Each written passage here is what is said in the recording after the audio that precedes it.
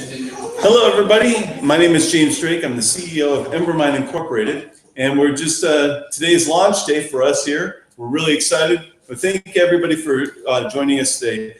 What we're going to do is we're going to do a quick discussion about what the Embermine environment is, what the platform entails, and talk about some various attributes of the Embermine platform. What makes it what we think is going to be the operating system for the creative lifestyle. The thing that we're most interested in doing today is answering your questions. So if you're on Slack or Slack channel or our Telegram channel, the links are down in the comments below.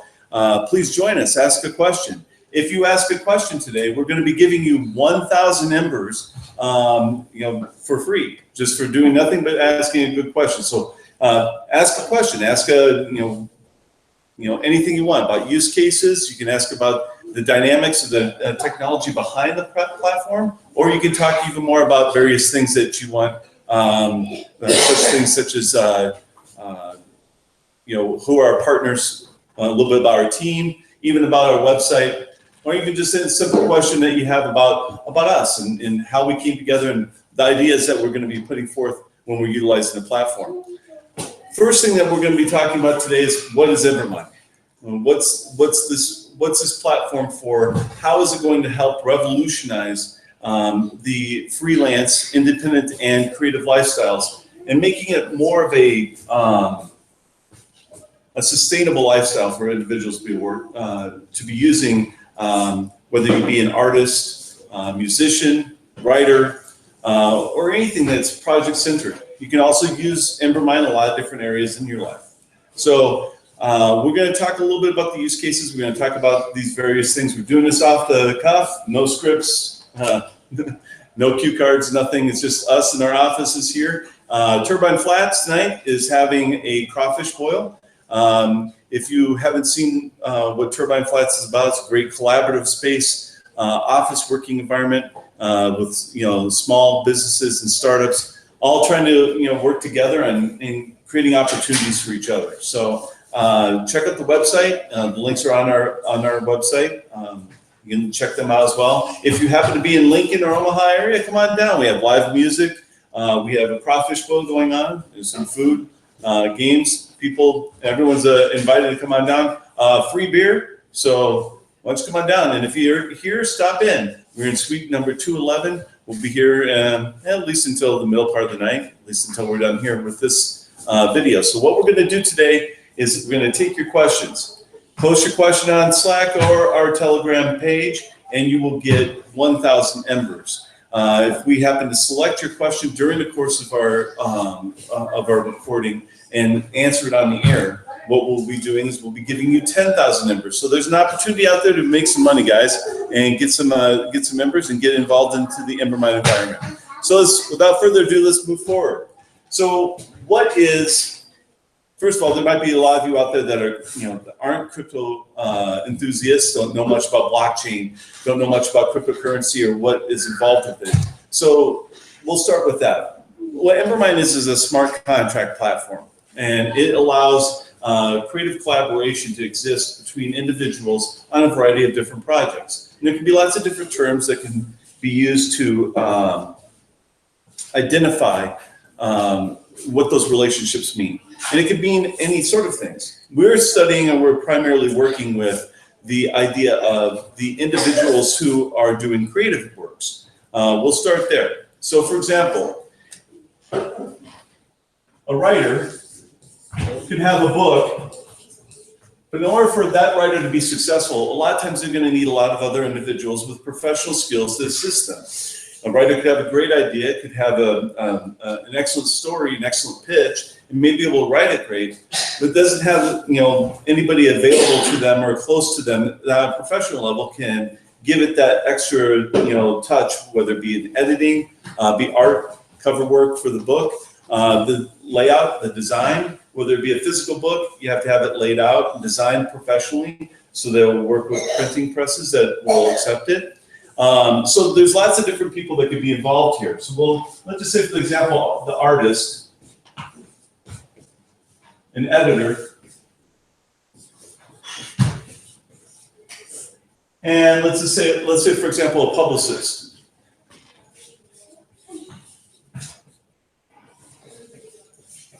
So each one of these individuals here, normally if a writer on their own is going to go out and entertain the idea of creating a book, they're going to need to find these individuals who can assist them in bringing it to market. At the very least, these three are kind of who you would have to go with. Sometimes the artist will be also a graphic designer that can help with the cover design, layout, and graphics for the interior of the book. Editor, of course, will edit the book as well. And then the publicist can promote it and get it out there, make sure that people know about it and can buy it. Each one of these individuals, however, have a certain price tag that's associated to their efforts, and that's fair. It's supposed to be that way. For example, the artist should be paid fairly for the work that they do in creating the cover of the book. It's usually the very first thing that most people see, and it also happens to be oftentimes the lasting image and memory that people have visually of the book that is behind the pages behind that cover. So the artist's work is very, very important in being able to establish that first sensation that you have about whether the book is good or not. So the artist deserves to be paid properly. Problem is that the writer is in a tough position here because in the current environment and the way everything happens now, there has to be a lot of trust there to understand that, if I'm going to pay the artist to do the work, I have to trust that the artist is not only going to do the work, but understands my vision, understands the things that I do, and what my message is with the book, and in order to create a proper cover for it. The artist also has to trust the writer. Like if they're going to just do the work for them, they're going to be trusting the writer is going to pay them when it's completed. Sometimes this is a difficult situation to deal with. There can be a lot of friction that can exist in this relationship, especially early on.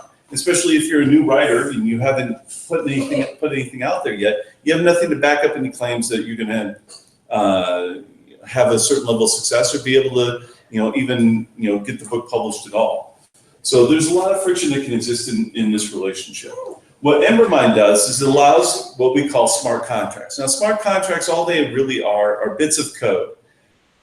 Code that is installed into a program that kind of defines a relationship between two entities and is triggered by various events. And those events, in turn, can trigger various transactions or various other qualities to happen. Now, all of these have to be able to be defined in certain fashion. What the smart contract allows it to do is allows agreements to be defined by a set of terms. And in this particular case, the terms can be fairly simple. They can be very easily defined. There's a certain work that has to be done by two different parties. There's consideration that has to be kept between them.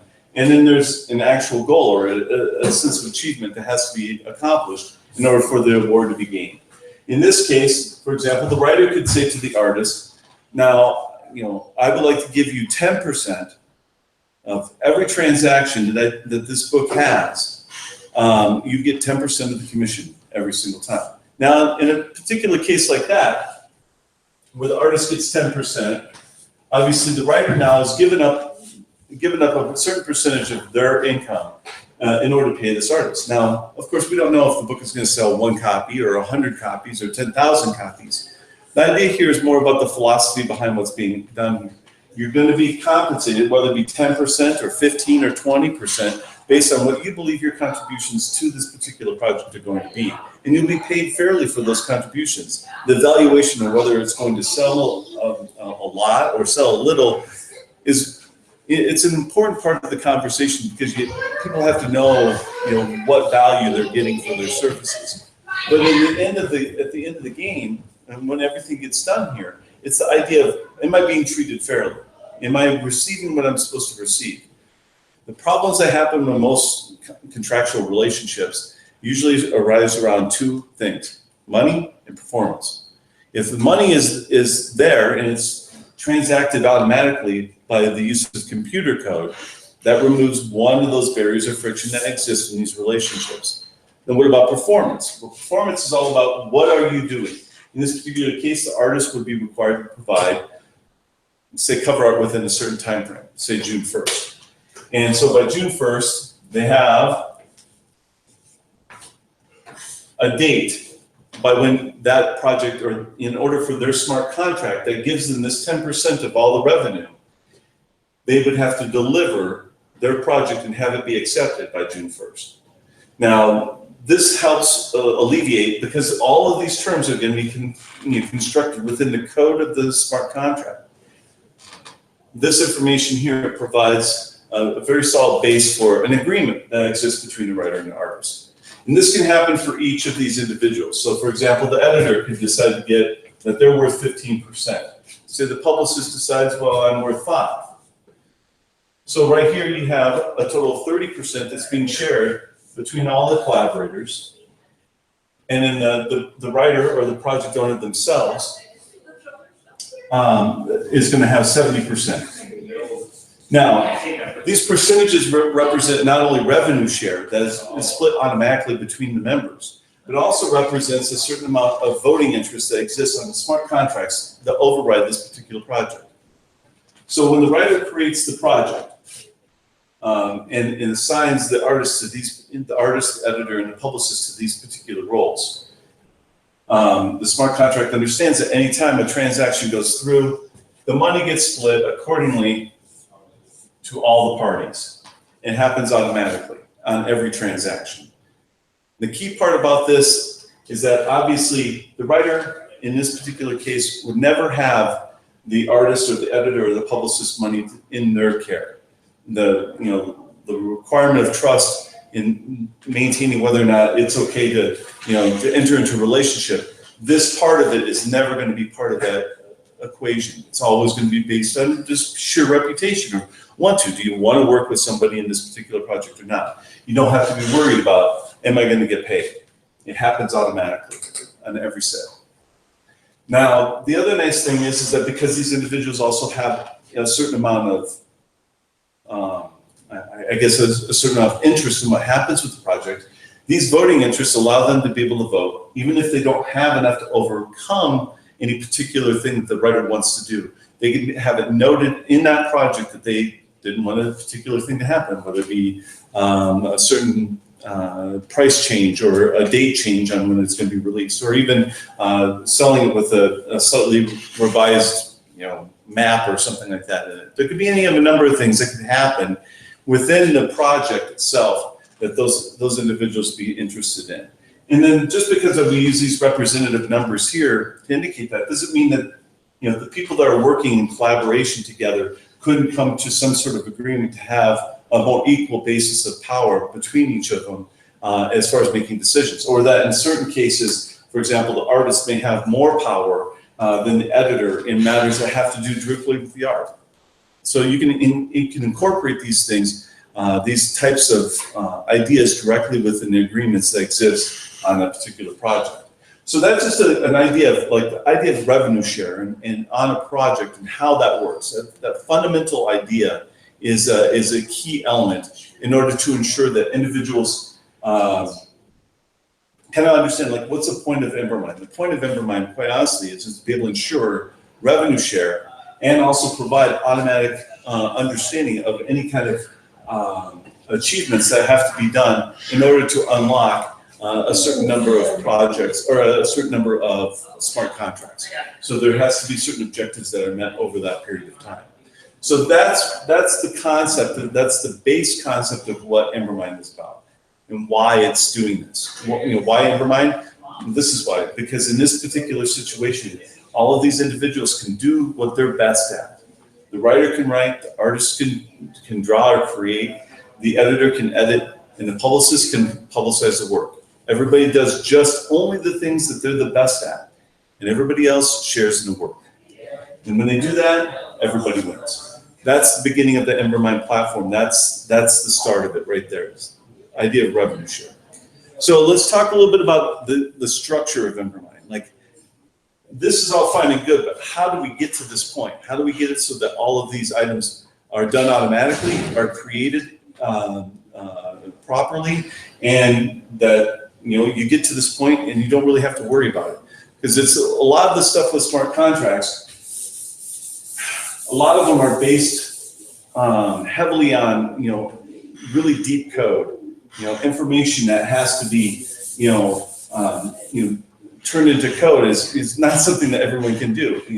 Even the best programmers in the world have a hard time creating a smart contract, for example, just, off the raw and just, creating what they want to have. So the idea is that, first of all, there's the smart contract environment, there's the platform, the blockchain that backs the transaction layer for the platform. And then there's the currency layer, and then of course there's the project layer. And it all starts with the user. So James, yes, we got our first question. Oh, we got a question. Okay, so in our the decentralist asks, is Embermine using Monex to parameterize its own blockchain? So I know you're going to allude to that. Yes. Well, that's very good. That's very good. Okay, so the question was, are we going to be utilizing Monex and their smart contract platform to make our blockchain kind of function in that use? And the answer is yes. That's our intention right now. We've been in negotiations with Monex for some time regarding their smart contract SDKs. Their blockchain back end is very, very solid.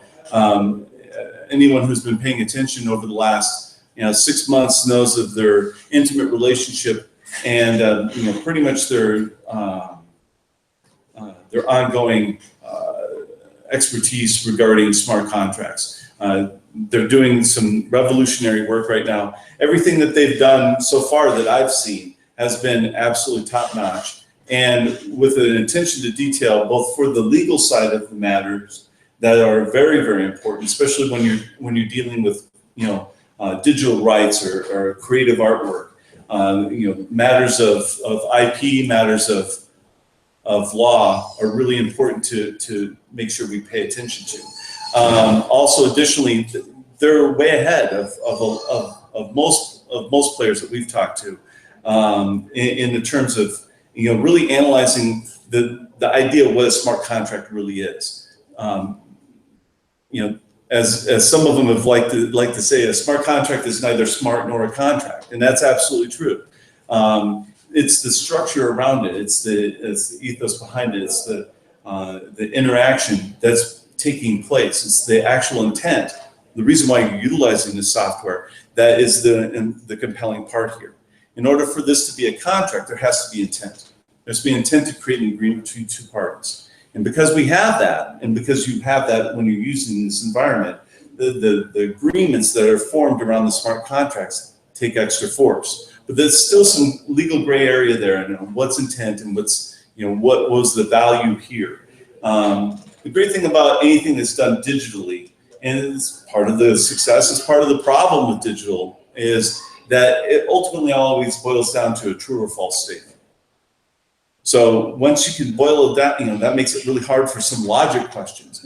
But when you're talking about things that are dealing with parameters or dealing with very easy to define things like numbers and whether something happened or not, it becomes a little bit easier to boil these down to yes or no questions. So as far as Monex is concerned, we're really, really excited about our opportunity to work with them.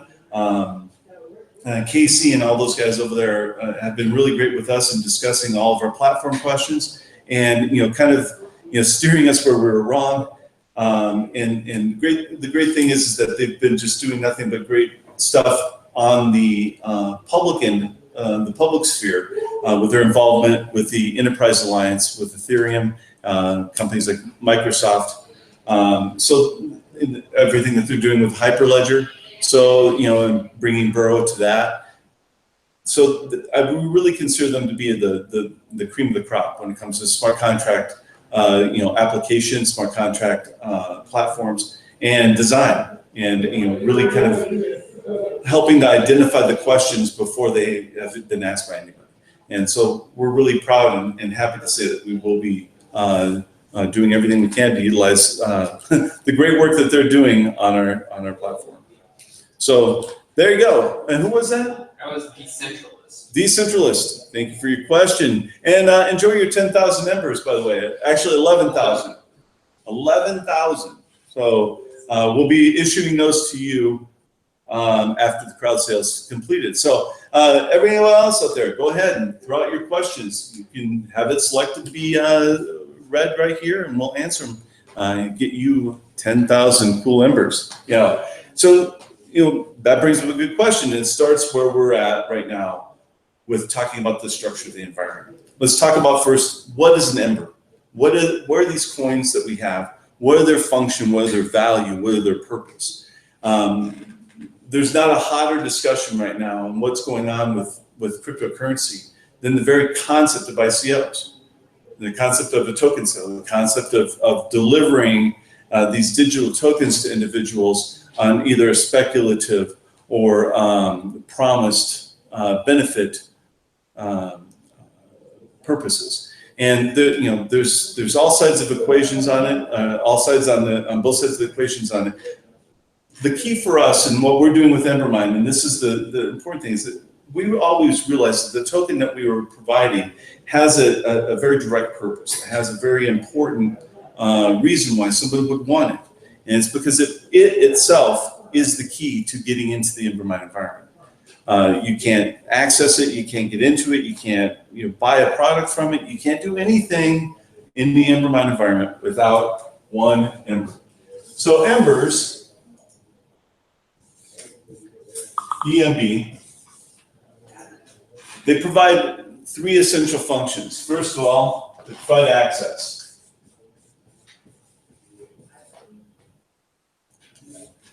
They provide the access to the actual environment. Every individual that uses the Embermine environment is required to create a unique user account. This user account is the one and only one user account anybody in the world will ever have on Embermine, which means the account you have today is the same account you have tomorrow, which is the same account you have 40 years from now. You can't change it because it's linked and tied directly to your legal identity. I'll get into a little bit about how we do that in a second, but that's what it provides. It provides access. In order to actually pay for the process of creating your user account, you must have at least one Ember and be able to use that. So you can consider it a seat license. A seat license where you would have 100, in this case, let's say like 100 million different seats in a stadium, and every coin represents one seat. And if you have that coin, you own that one seat. Now, once you use it, once you actually try to create your user, that coin now is forever fused to your user identity. You own that coin. You own that seat, and it's pulled out of the circulation. And then that incurs the other set of rights that happen with the Ember token. And the Ember token also provides voting rights. Now, the voting rights are, you have one coin, one vote.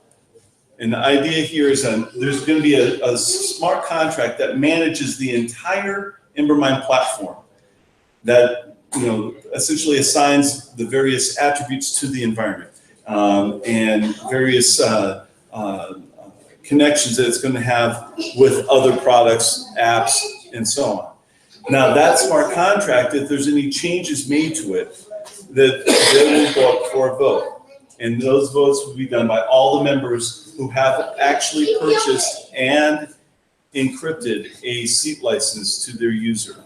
So, for example, there's a maximum of 150 million Embermine tokens that can be in existence. That means there's a maximum, as it sits right now, of 150 million users on the Embermine platform. Depending on how you look at it, it either seems like a really small number or a really large number. But we're pretty certain that any kind of individual that wants to use one of the Embers will have the ability to get access to it. We will either provide it on our website itself, or we will also have the ability that you can get it from individuals, and you can get it from people who trade it to you for various purposes. So it provides voting rights, it provides access. The final thing that it does is for confirmations.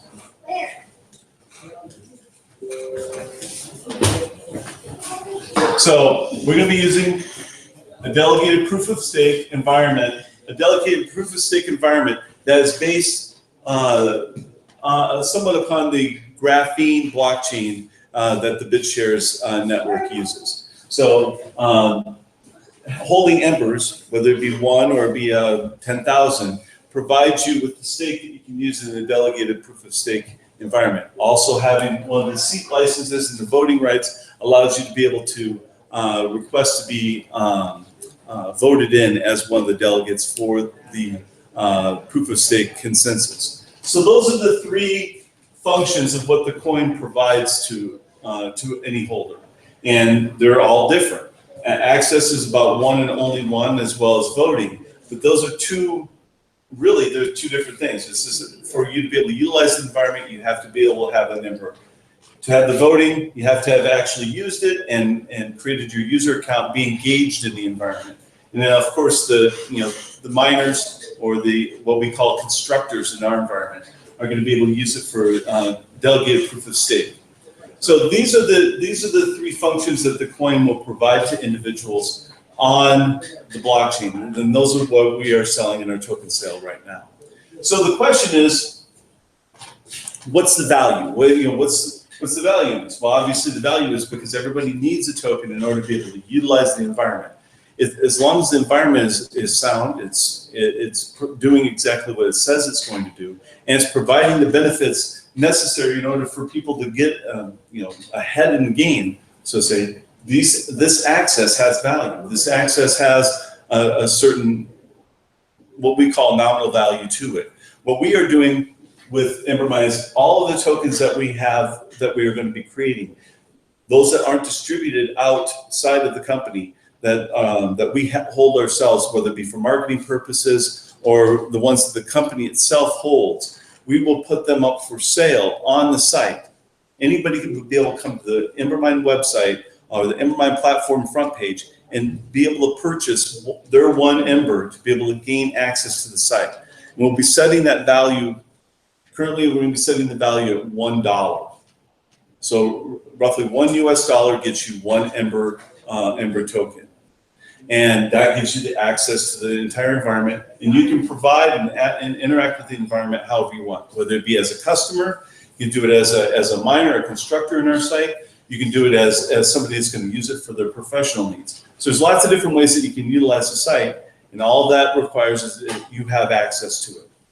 So that's what the three functions are for the Embermine token, and that's how we are we're laying it out, laying the beginning structure. So everything starts with having an Ember. So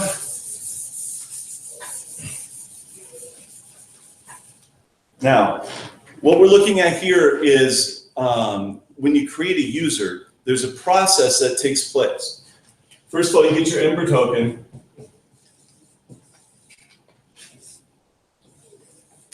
And you're going to submit that token to create a user account. When you do that, it's going to request a series of information, and it varies. We're creating an identity solution through the process of working with several different identity companies, companies like Secure, ID.me, and Confirm, to create an identity solution that helps not only establish, well, it really is going to do three different things. Not only establish who you are legally as an individual, it will also help you establish that the documentation you're using to provide that is verified. And then finally, it also provides a way where if something happens where you lose access to your account, you'll be able to easily retrieve access to the account, lock it out from intrusion if there's a problem, and change any passwords or authentications that have to be provided on that. But once that identity, once that user is created, this is you. Just like me standing in front of you right now is me. I'm assuming you guys. But the idea is that I can go through the process of actually confirming, where the system can go through the process of confirming this, and doing this in such a way it protects the privacy of the user. How is that possible? Because this user ID back here is tied and accessible through the cryptographic process only by the user who creates it, who holds the token that built the user in the first place. If you don't have access to that token, if you don't have the ability to match up to that particular token, you cannot gain access to your user identification. Now, because of the way that we're building the environment and building the interface in the environment, we're making it very, very easy so people can be able to access their own user identity, but make it extremely hard, if not exponentially difficult, to be able to access anybody else's without their permission. So this user identity performs the central core of the identity network that exists within Embermine. So how do we protect that? So this is obviously very sensitive information. It's tied to you. It's as close to being you as it could possibly be in a digital realm, at least with current technology. So how do we protect this? Well, it starts with the philosophy that we have here at Embermine about privacy. Privacy is not about hiding. It's about being able to reveal yourself on your own terms. You have a series of information back here that's going to be encrypted, impossible to break into, impossible to decrypt without having the right keys to it. That is going to be everything about who you are legally, so that you can enter into agreements, so you can actually transfer rights between individuals, or anything that you want to do that has to do with a legal identity. You have that at the core. But surrounding this, you're going to have a series of entities. Ready for another question? Sure, well, let me just write this out real quick and I'll take that question, absolutely. So you have a series of entities. These entities have connections to the user identity. These are created by the user to represent that individual outside in the actual environment itself. This information is never made available or public to anyone beyond a certain point. That point is right here, where the user actually creates the entities, and there's several different ones that we have out there. Then these entities are what actually perform the functions on the Embermine platform. The user can decide which elements of their identity they want to include in here and make it their own. But because it's connected permanently and forever to that particular user identity, there is also a capability, if there is, say, for example, concerns about legality, or concerns about confirmation of identity, concerns about compliance or reporting or money laundering or anything like that. You have this user identity that's legal background, so that if there is something that is proper and supposed to be done in an open and transparent way, and there's an issue, legal entities that under proper court authority can pierce the veil and reveal to themselves and only to themselves who that user identity is. Now, there's several different functions that are involved in this that will be important in order to be able to protect not only users from oversteps of governmental intervention or revelation, but also enabling that it be hardened in such a fashion and make it so where, if it's somehow compromised, there's a way to essentially scramble that user identity and put it somewhere else. So the idea here is that anytime anybody pierces that veil or goes to that next level, the user gets notified. They know exactly who did it, when it happened, and why it happened, and the authority by which it was granted. And this is a key element for this. It's because what we want to establish here is that it's easy for you to be able to maintain your anonymous nature online and be able to interact with people on your own terms, however you want, whether it be professionally, personally, or just casually. You can do that on your own terms. But yet at the same time, we still have the legal backing to be able to allow not only you, but anyone else that's involved in the platform to have the access, if you will, to ensure that that you're doing your job as a citizen inside the community, inside the environment, to play according to the rules. There's a little bit here that's about personal accountability. And I think that that's something that's really important in today's world. And especially when you're talking about a collaborative environment, where it's a network of individuals all working together to try to achieve one goal, personal accountability is the most important single element that anyone can have in there. And that's one of the reasons why we have established what we'll be talking about a little bit later called HEAT. And that is a idea that there's a certain respect score, a certain ability to be able to gauge a person's character, what they've worked on, their success, their failures, all of those things in a very open way that not only encourages individuals to work harder on the things that they do, but also makes it very, very easy for people to ascertain what did they do, how hard did they work, what went wrong, what went right. The accountability is a great way to bridge these gaps, and that's an important thing for the Embermine environment. So this provides a certain level of personal accountability for the actions of the entities below. That as long as you're doing, as long as you're playing by the rules, you're doing the things that are supposed to be done, and you're interacting in the way that is, you could be. This doesn't mean that if you're a disagreeable person that somebody can just find out who you are. It's just talking about if you're doing everything the legal right way and you're engaging people in the proper fashion, you have nothing to worry about. Your privacy will never be revealed to anybody else unless you decide it has to be. So that's one of the key puzzles of the identity puzzle, or pieces of the identity puzzle. There is that the personal connection between all the entities. So you had a question. Questions. We got all kinds of them. Got Okay, some great. catching up to do. Okay. All right. So first one is from PM Mag. How are people with identical names going to be able to be distinguished? Awesome. Great question. So we'll just do this. So the user identity that's created here, and sorry for my artwork, I'm left-handed, and what can I do? I'll never be an artist. Not nearly as good as half the people in my family, but you'll just have to do. But anyway, the user identity that's created here is the start of the key. So this is a unique person. Let's just say your name is John Smith or Chad Johnson or what have you. Whatever your name is, there could be hundreds or even thousands of people with that same name. But there's only going to be so many people with the exact, with certain information. It's all exact. In fact, you get down to a certain point with like 2 or 3 different pieces. Only those individuals have those direct pieces there. So in the case of, let's say, for example, John Smith, he's in the United States, so he's going to have a driver's license with a unique number that refers only to him. He's going to have a social security number that also only refers to him.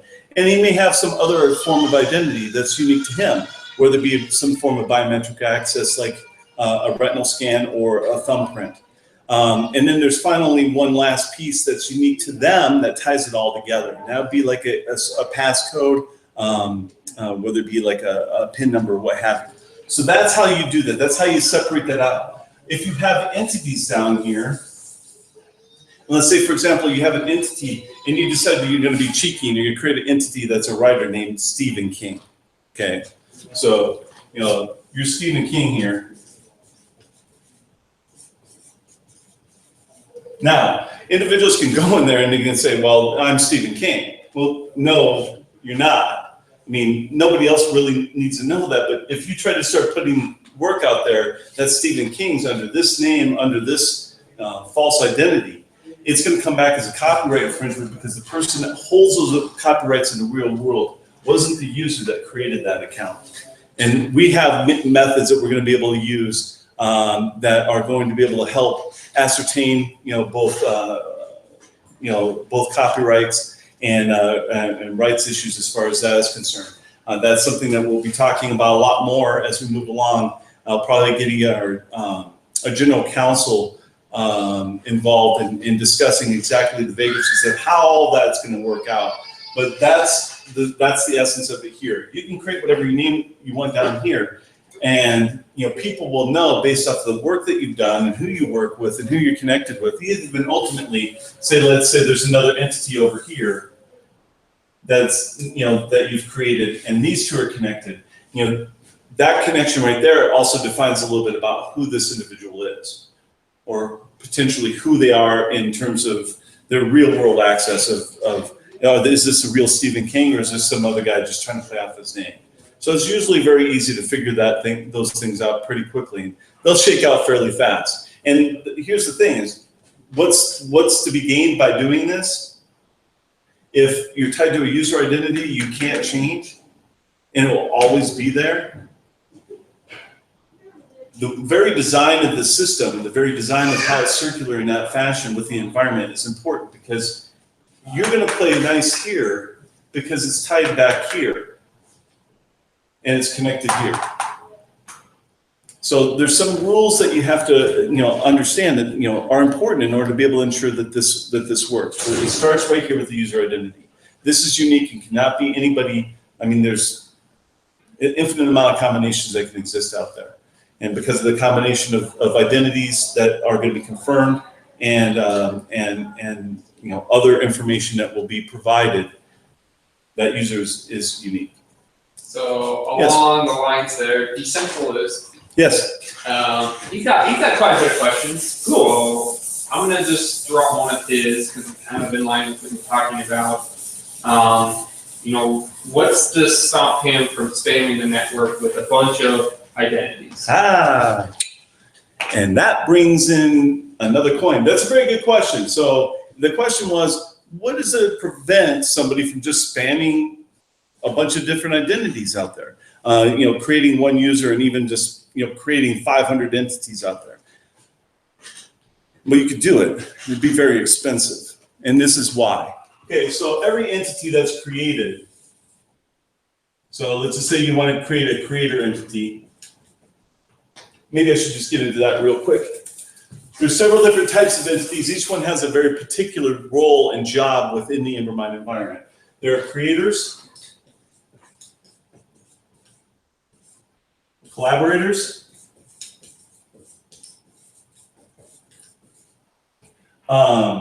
constructors,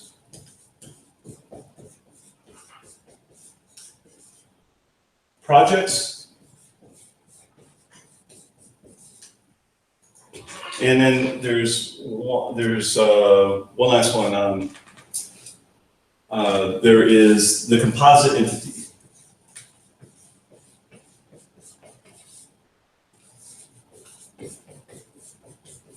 Now, creators, that's pretty obvious what a creator is. A creator is an individual that has the ability to create smart contracts to issue to collaborators. They also have the ability to create projects, and they also have the ability to join and be part of a composite entity. So they're the creators. They're the ones that are going to be creating the projects. They're the ones that are creating the smart contracts and involving other players in the game. Collaborators are just like they sound like, the individuals that are sharing in the work on any particular environment. These individuals here, these collaborators, they're the ones that accept the smart contracts from the creators. And you can have people that are, you can have entities, a lot of entities are creators. You can have several that are collaborators. Constructors, for example. Constructors are the miners. They're also the people that are providing the storage space on the IPFS network that we're going to be creating as well. These individuals will be paid for doing the various functions that require the blockchain and the IPFS environment require in order for it to stay active, live, and vibrant. Projects, that's just what it sounds. A project could be anything. It could be a book. It could be, you could even be building a house. It could be a video. It could be an app. It could be just about anything. Anything that can be defined as a project would fit in that category. These are created by the creator entities, and then the first thing that they develop is what's called a project compact. Project compact has is a form of composite entity that holds all the smart contracts for any particular project together using another smart contract. So that's what projects are, and composite entities are a group of entities all tied together with one smart contract that operate under full consensus as one unit. And they're considered as essentially one individual when it comes to terms of interacting with other entities. So we'll explain a little bit more about what that means, but those are the different types of entities that can be created. Now, when you create entities, the site knows how many entities any particular user has.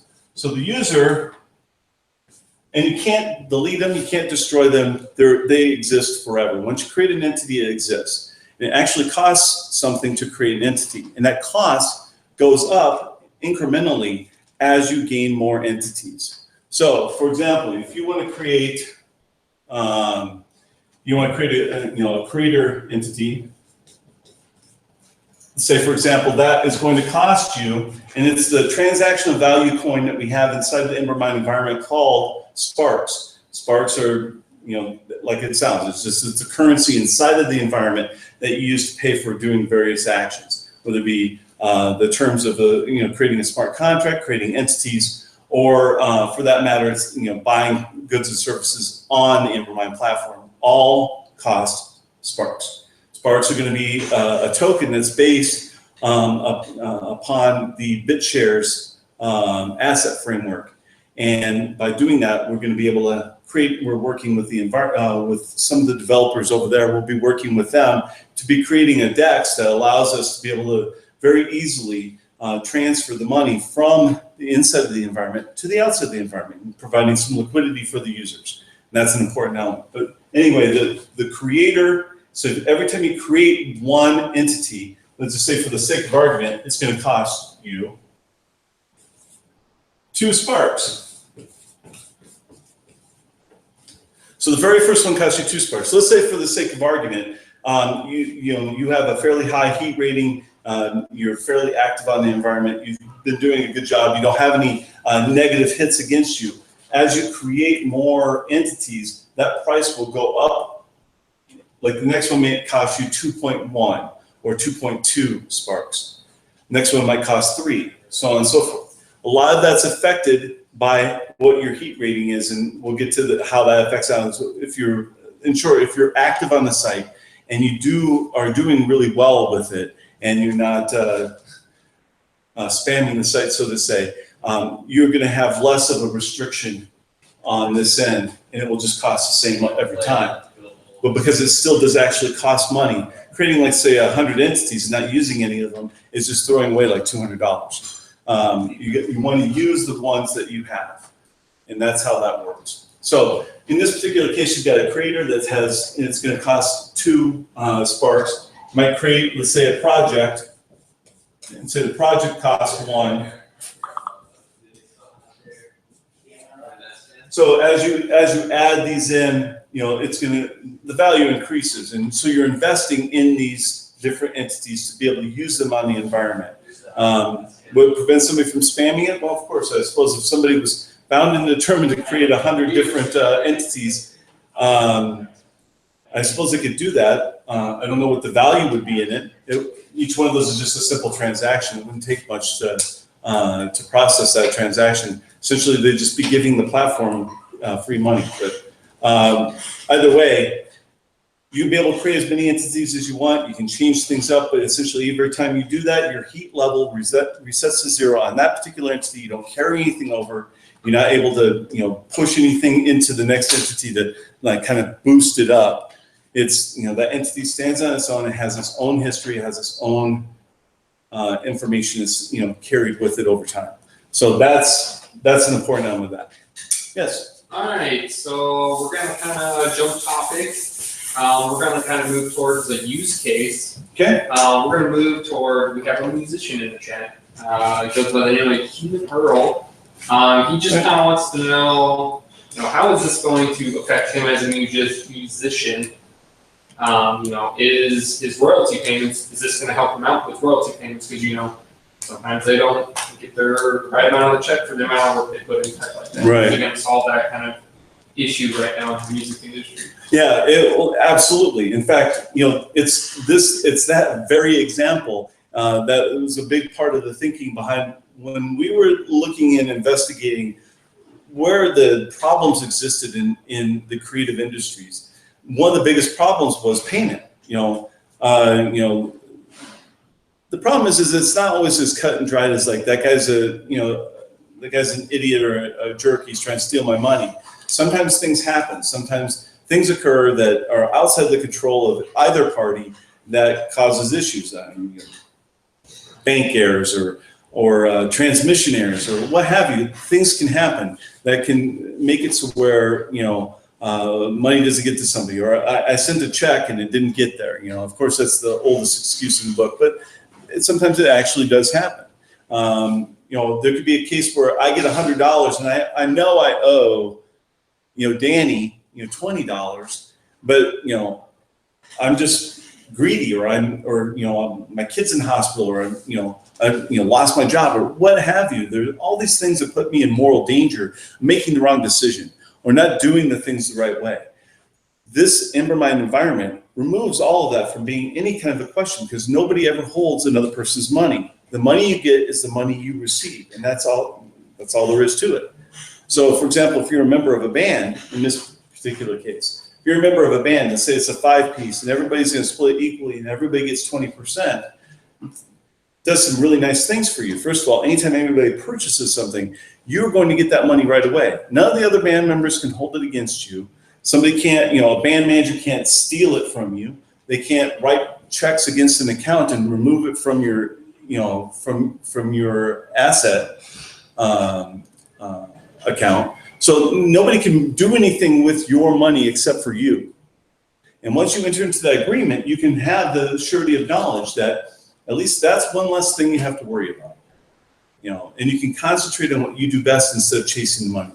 And that's frustrating for anybody. I've done it. I've been working in freelance for 25 years in a variety of different fashions. I've been a publisher. I've been on both sides of the equation. I've been both a person that has had a hard time receiving money for the work I've done, and I've also been the person on the other side where due to circumstances beyond my control, or even things that just have happened, or decisions I've made, mistakes that even I've made, where somebody hasn't gotten paid, or hasn't gotten paid on time. Those things happen.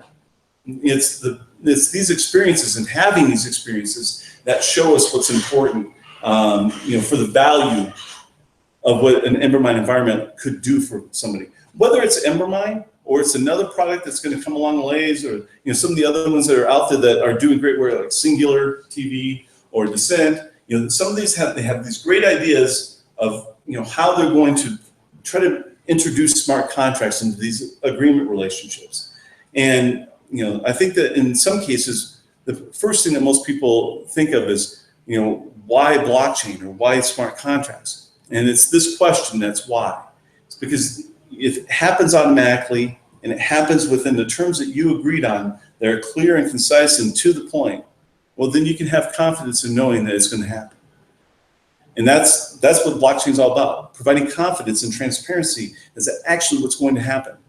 So the difficulty here, and moving on a little bit outside the question, is smart contracts are not easy right now. How do I get Joe the plumber, who was in journalism for 5 years in college, but just decided for whatever reason he was going to go into the family trade, but he still has a writing bug and he wants to write a book? How do we get him, who has no technical knowledge, no programming knowledge, to be able to create a smart contract? And we'll talk about that next here in a second, but I'm going to take a couple more questions. We'll get some of this backlog filled up here. So next one. Well, let's see. Our guy decentralist. I love this guy. We like this guy. We want a little more about heat. Okay. It is kind of a confusing topic at times. So okay. Just get a little quick description on what heat is, what it can be used for. Sure. Okay, so we have users, we have entities, and entities actually create interactions between between other entities. They buy products, they create smart contracts, they like things, they review things. As a customer entity, for example, which is one of the other entities that you can create, as a customer entity, you have the capability, for example, of being able to rate products. You can share products. You can do anything you do with a product, let's say, like on a site like Amazon or iTunes, where you can give it a certain rating. That's where heat comes in. So heat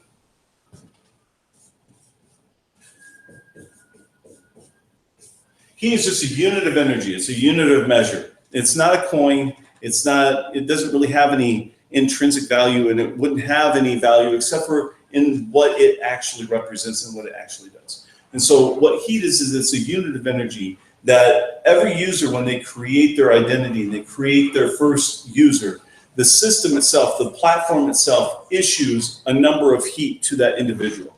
I'm just going to say, for the sake of argument, so it makes it easy for numbers. Let's say it gives 1,000 units of heat. So there's 1,000 units of heat, and if there was 100 individuals out there and they all had 1,000, obviously the average would then be 1,000. So the middle point, or a heat rating, say of 50,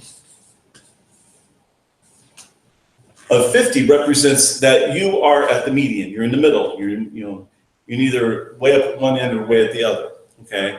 And as the heat gets transacted between individuals on various interactions that they incur, the heat moves, flows through the environment. The more interactions that you have, the more heat you spend, but also the more heat you receive from other individuals who are interacting with you as well. So that's where you get that connection.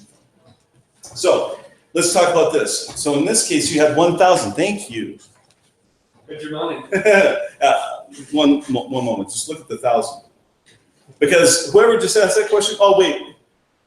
Who asked that question again? Was that decentralist? Decentralist. Okay, decentralist. Okay, you've been asking so many great questions. What I'm just going to do is that the intention was 1,000 points if you ask any question. You've asked a bunch, but to be fair to everybody, we're going to give everybody 1,000 to ask a question. We're going to give 10,000 to anyone that we answer. Decentralists who have answered 2 of your questions, but they're great questions. So what we're going to do is we're going to go ahead. I'm just going to say for the rest of the time, you keep asking whatever questions you want. We'll answer whatever we can. If we can't answer on video here, what we'll do is I'll come into the Telegram and I'll answer any questions that you want. But just for tonight, you got 50,000 embers, sir. Congratulations. Woo!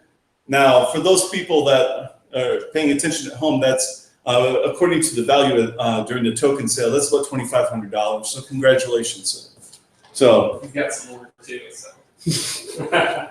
I just heard he has more questions. Well, that's great. So we're going to get to all of those questions. We're going to try to get this wrapped up. I'm going to sit here until the questions stop or until my legs fall off or something. But we're here to talk about it. So here's what heat is. So if you go in, if you go in, you're going to go like a particular project. Let's say you go into a project, you like a particular book that somebody wrote. George R.R. Martin's Game of Thrones. So you go to Game of Thrones and you say, wow, I love that book. And you want to like it. There's a cost in heat that it takes in order to do that transaction. Let's just say for the sake of argument, liking something costs 1 heat. So when you... Decentralist, he's really happy right now. Oh, that's good. That's awesome. Congratulations, dude. We find out that you're happy. We want to make people happy. That's why we're here. Okay. So in this particular case, you have 1,000 heat. So when you're doing that 1,000 heat, you can choose to use 1 heat to go ahead and like that particular project or like that particular product. So you issue one heat to it. But every user, every individual can add heat to a particular interaction to accentuate it. Essentially, what they're doing is they're donating heat to promote a particular item. So in this particular case, let's just say Game of Thrones.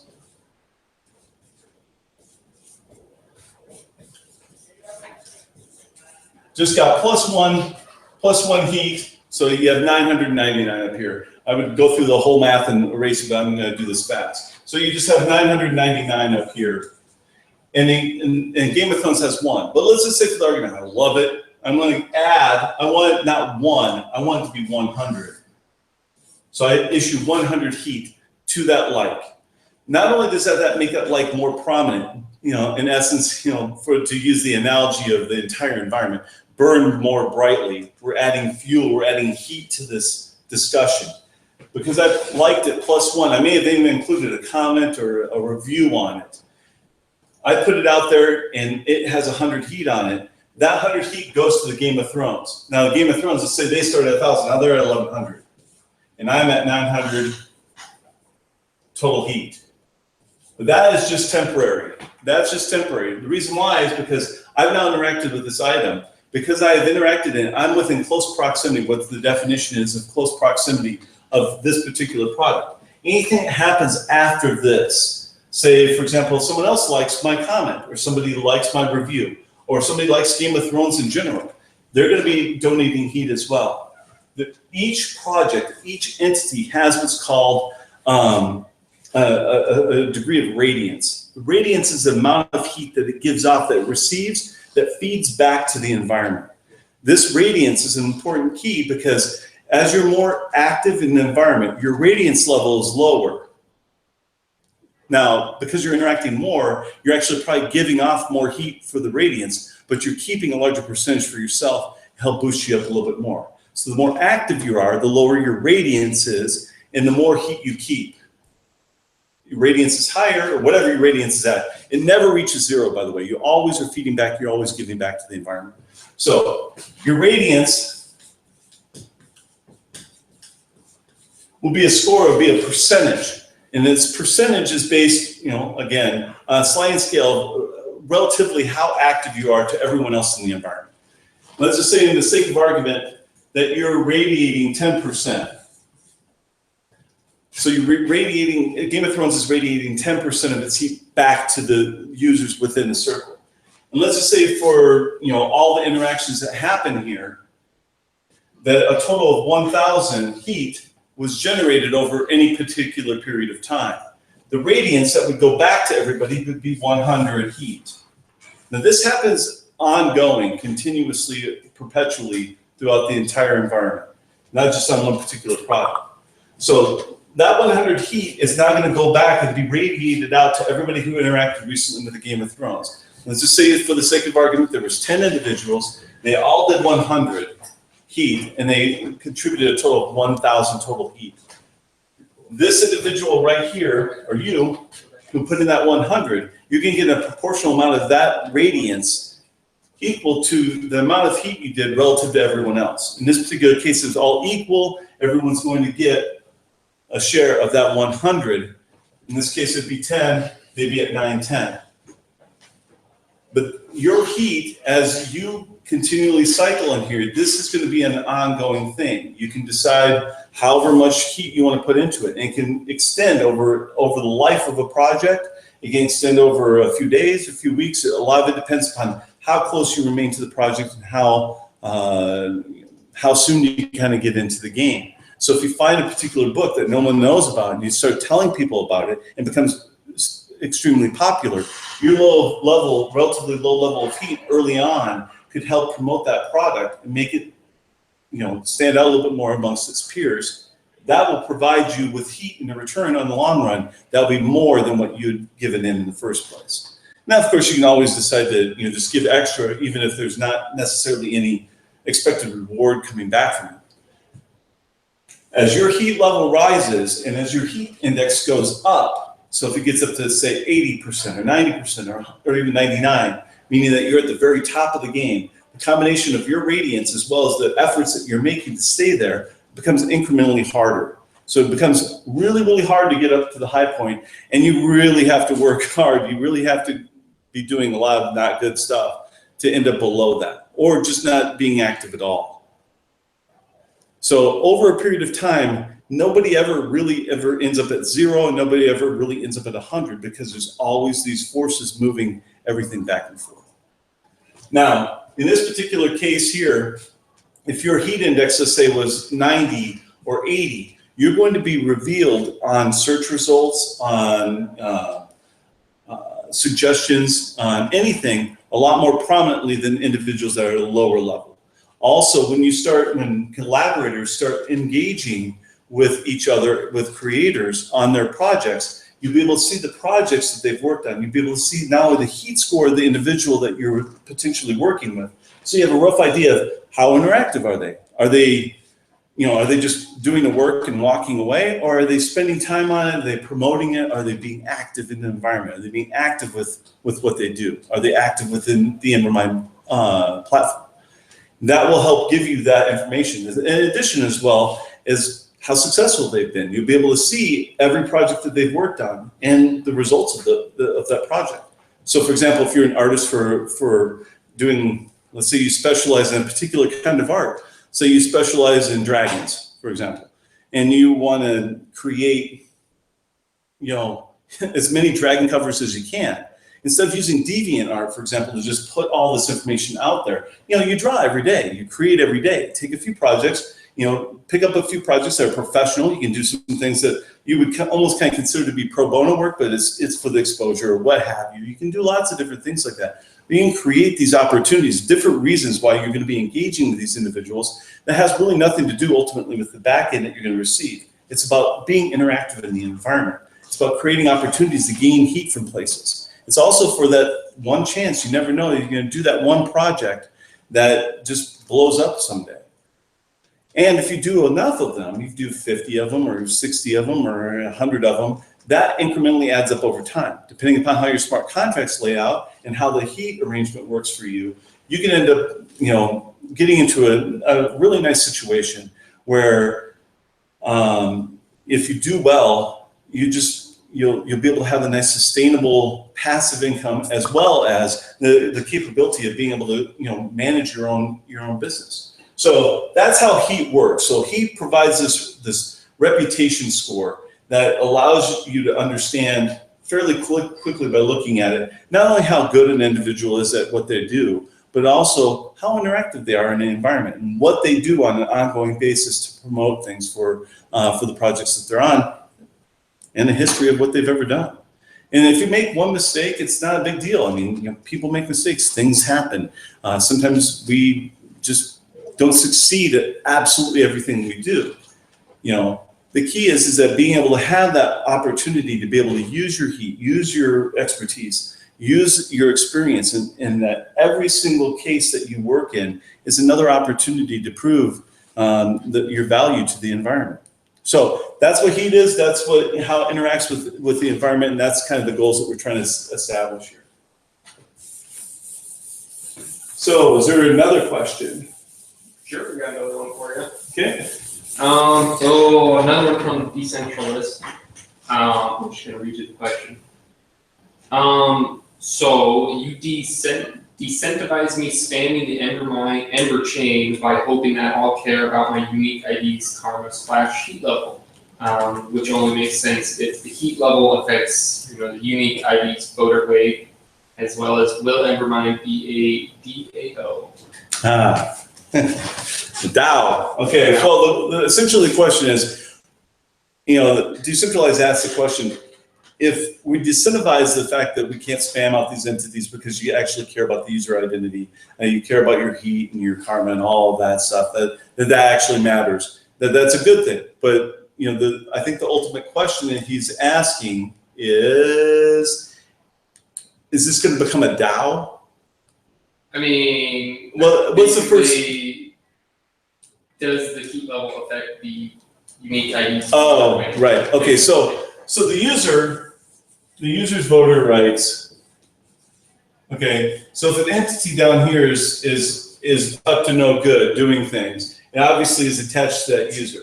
It does not affect, at least how we have the system set up right now, in the governance system right now, it does not directly affect that user's ability to create a vote. Now, we have acknowledged over a period of time that there's an opportunity here that, if a user's creating,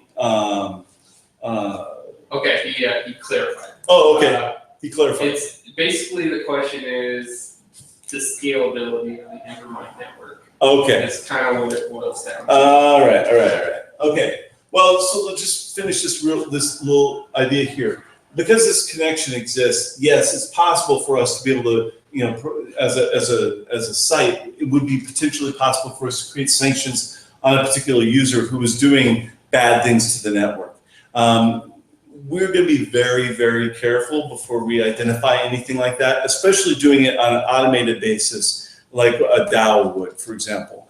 We're going to be very, very careful about any kind of situation where we're creating a pathway where this unique user identity, for some reason, which you can't get out from underneath of, and you can't create another one, is somehow held against you. We don't want that. The user controls that user identity. Now, we may make it in some way, shape, or form that if your heat score is below a certain level, and say you're not doing very well, you're obviously spamming or you're creating some sort of situation that has a negative influence on the environment. There's built-in things there. It won't be profitable for you to do so because the mere effort of creating and generating enough heat, if you're not doing the right things and you start losing your heat, you're not getting anything back from it, and you just blow all your heat on a bunch of crap that's not returning anything back to you, ultimately what's going to happen is you're not going to have any heat. You're not going to be able to do any interactions. You'll be stuck in the mud. Your problem is at that particular point, because you're not using the environment the way it's intended, the user is crippled from being able to do anything with its entities because it doesn't have any heat to play with. So you have to play, it's about that personal responsibility thing again. You have to play according to a certain level of rules in order to be able to play it all. And if you don't do that, if you don't care about that stuff, your life cycle on the Embermine environment will be very, very short. So now the scalability, what's the scalability here? Well, I guess it depends upon what you're talking about scalability. You're talking about user base? Well, I mean, there's no reason in the world to believe that it's impossible to have millions and millions of users in the environment. Because of the decentralized nature of both the data layer as well as the transaction layer, we're going to be able to spread that out, spread the load out significantly. As far as like how the actual transactions are kept small enough and compact enough, the block sizes don't become too large, especially when you have an environment with millions and millions of users. We're going to be using a lot of different technologies to provide, with the use of trusted side networks and whatnot, to be able to, like databases, to be able to limit the size of some of the information that has to transfer from the various nodes. There's also a lot of things, a lot of research that's going on right now with the different aspects of sharding and whatnot. We're investigating those additionally. But right out the front, from the initial aspect of what Embermine's going to do, the scalability really isn't that big of an issue. There's going to be a lot of transactions that are being created on the environment, which is one of the reasons why we're using delegated proof of stake to help alleviate a lot of that transaction burden. Some of the information I was reading about the graphene blockchain, in excess of 7,000 transactions a second. So, we're talking about something. Some people say, well, that's not as big as like what Visa would do or what have you. Well, they're not trying to be Visa. We're just trying to be able to manage our environment, not the whole world's transactions. So, when it comes down to what, how these transactions flow, some of it's based on the structure that we have. We use a structure called pulse flow.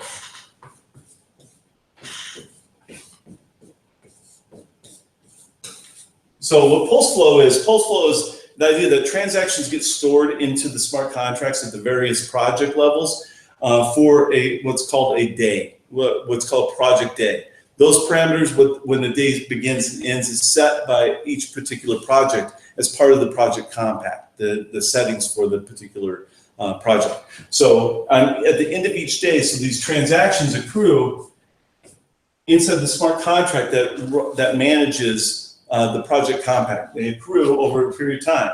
Now, they also know that the project compact over here, which is all of the smart contracts,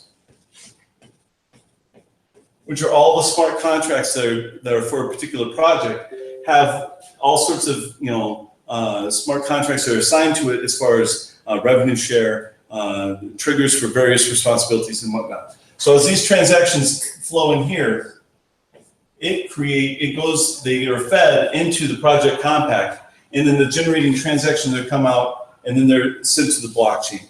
That happens at the end of each and every project day. So like I said, one project at the end of the day could be 10 o'clock in the morning. The other one could be 5 o'clock at night or midnight or what have you, local time. It could be whenever they want it to be. Those transactions happen, they pulse through the environment, and all of the accounts are issued their transactions over a period of time. Because we make it so where the day could be at any time, it could really be at any second. We're hoping that through a certain leveling process, we can create an environment where not everything's pulsing and flowing at the same time, so to say. So that's how we intend on kind of harnessing some of the power and reducing some of the ongoing continuous access for all of this, for all of these transactions. So how that happens is that these are sales. So the sales themselves, they create this one-way transaction to go to the individuals, and the agreements for the project compact that everybody agreed on to be part of the project.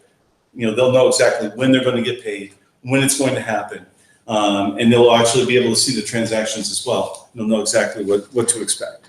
So they'll, be able to plan, that on this, at this point in time, say 10 o'clock in the afternoon, all these transactions are going to flow through and I'm going to get my money. So they're being held by the smart contract. They're not being held by any individual. There's, in theory, and when you're talking about the smart contract, the signers on the smart contracts on the project compact itself are all the individuals that are part of the project itself.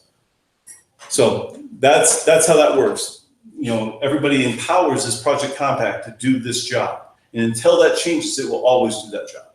The only way it changes is by notifying all the players that are involved and having them vote on those changes.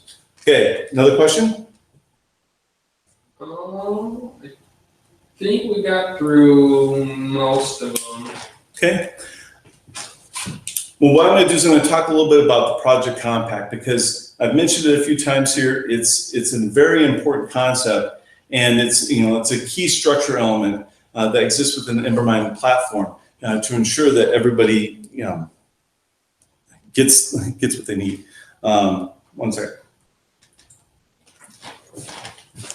So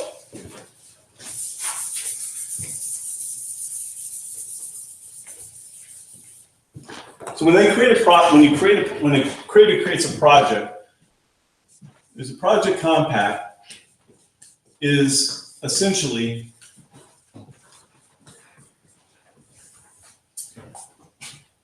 a project compact is essentially an entity. It sets by according to a certain set of rules. It does things by a certain set of agreements that are given to it by the individual members within it.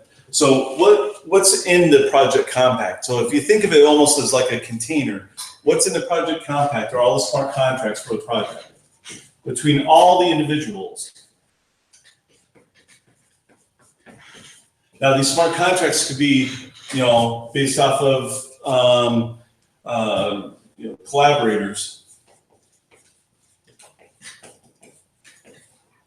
There's also contributors. We're planning on utilizing some functions that are similar to a Kickstarter program where you're going to be able to be involved in actually supporting projects in exchange for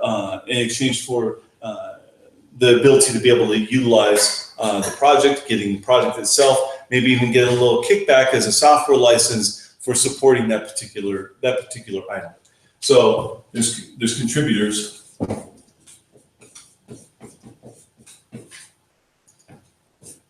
And then, of course, there's the creator. But other entities can be part of the smart contracts as well. So the smart contracts inside of a project could be for any variety of reasons. One example and one particular use case we've talked about is the idea of being able to have philanthropy be activated through the Embermine platform. For example, you can have, say, I'm sorry, I need to erase that. So you can have like a nonprofit or a charity.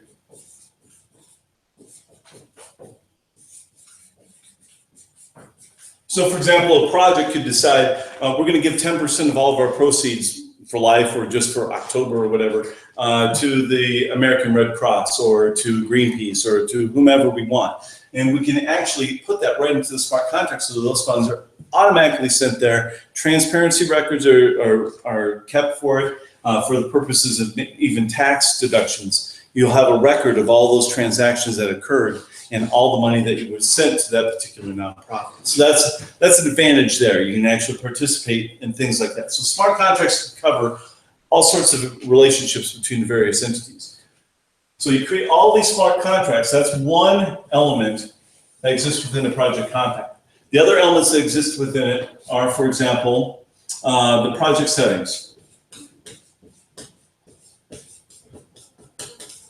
Now, the project settings are important because the project settings are what define the voting rules that exist within the platform. They define various things like when the project is going to be released, the name of the project, and all of these various variables that define what the project is and how it's going to be released to the world. So that's what the project settings are. And of course, there's the project objectives.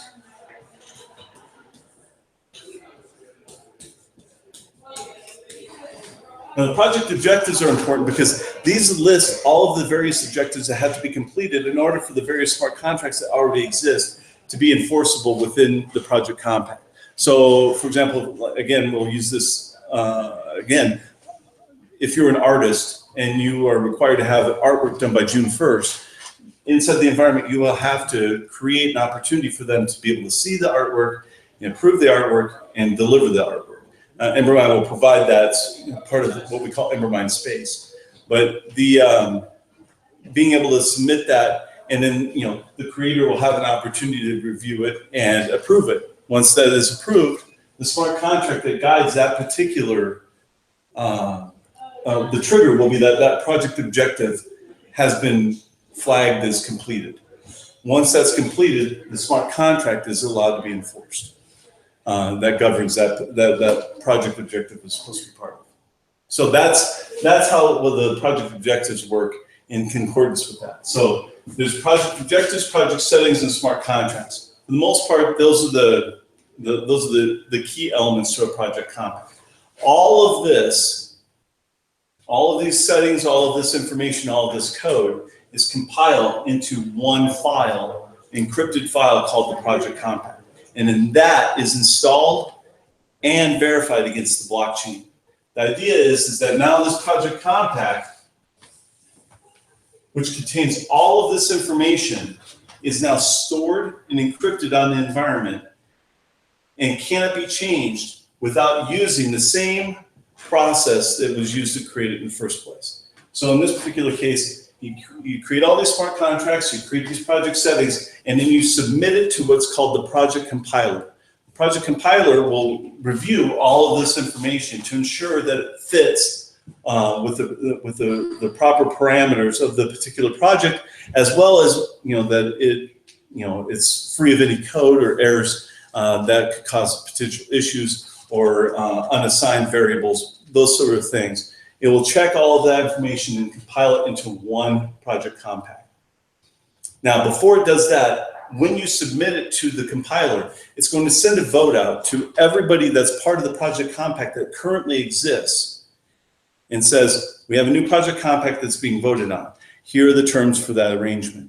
And it will literally lay it out for individuals to be able to see what changes are going to impact them on that particular project, and then they can vote on it. By a majority vote that is done on that particular project compact, if that passes, the compiler goes ahead and compiles a new project compact, and at the end of that particular project day, it installs it to the blockchain, it starts all over. So the flow, the pulse and flow would be released. All the current transactions that are being held by the smart contracts will be released and confirmed and completely finalized. And then the new project compact would be installed so that any new players, any new arrangements that are required for the smart contracts will be enforced on the very next, very first moment of the very next project day. So that's how the project compact essentially is designed. It's designed to be this singular entity that all the transactions that pertain to a particular project are assigned. They essentially flow through the project compact, and the project compact is then empowered to enforce smart contracts to utilize the revenue share. So that's the project compact. We got another question. Sure. Who is it? It is Peon Mac again. Okay. It's kind of a two-part question. Sure. What happens if I die or become incapacitated? And could I temporarily give someone else control of full public knowledge? That is a great question. And we actually encountered this question in our discussions with our general counsel over the last few days, when we were just talking about the environment, talking about things that we have to be aware of, things that we have to make sure that we put some proper controls in place to allow those various things. Almost essentially being able to define, for example, like a power of attorney type inside the environment, where through the use of a smart contract, you can temporarily cede power to your projects. Now, you'll never be able to cede power over your user identity, but you could, for example, allow a user to be able to vote, not necessarily in your stead, but be able to either vote in absentia be able to say, for example, if a project needs to be collected or funds need to be collected. So there'll be a certain set of responsibilities that if you were incapacitated or you had died, unfortunately, or anything like that would happen, that you would be able to actually manage that user identity and manage the projects in a functional way. Now, when you talk about dying, you're talking about state law, you're talking about a lot of rights laws. There's a whole lot of legal maneuvering that goes on there. Now, for some people, like me, I have a book that's sold a few thousand copies out there, but that's it. It's not gonna be a huge deal what happens to that. I may care tremendously, but the world itself and how it affects others, if my project isn't working out there on an active basis, isn't really a huge impact. But you have somebody, for example, like Stephen King or Brandon Sanderson, who sell thousands and thousands of books. They've established a library and a fan following of readers that will last long after they have stopped writing or stopped caring or even be on the planet anymore. So, you have these very valuable assets that need to have some sort of, protection for them, whether it be for, the terms of a will. So for example, if the terms of a will were to say, say I was to pass away and I want to be able to transfer, this project's control over to somebody, that's easily handled with a smart contract that would be empowered by a will. Now, nothing would change with my user identity. My user identity would still exist out there. And, for all intents and purposes, it will exist out there forever. How that works and what kind of controls given with it, or what projects are associated with it, or is it, being given the projects that are underneath of it, given control to an individual through the force of a will or power of attorney. Those type of things can be managed very easily within, well, I shouldn't say easily. They can be, there's a clear-cut way that you can manage those type of relationships and create them right within the Embermine environment. So I don't think that's, it's good to have those questions, it's good to understand them, but in the end, it's not going to be terribly much different than what exists in the real world right now. Is that there'll be somebody that will be defined as the owner of a particular project. You don't own a person, you don't own their identity. You own the projects, or you work the projects that they have, and they're given control to you. And because the project compact, which I just had up here, the project compact itself could actually control that, could actually have, you actually have functions that, as the Embermine environment becomes much more complex, and we're able to introduce a lot deeper logic to the smart contracts. You can even have the project compact make it so where if somebody is inactive over a period of time or hasn't been receiving their royalties, haven't been collecting them, you could even have something where it's going to inform them, or it's going to notify them, or maybe even notify the group to say, like, we haven't had any activity from this individual for some time. So it can give you an idea, like, maybe you can reach out to this person. Maybe there's something wrong. Maybe or maybe they're just not active anymore. Maybe they're sick. There could be any kind of a number of reasons why that would occur. But it would provide that notification system so that we know kind of what's going on and give people the opportunity to reconnect and start being active again. So that's the key point. As far as what happens when all that occurs, most of that will be controlled by the courts. Most will be controlled by existing state law that is already in force. So, all right. So project compacts are a key component, because that project compact is.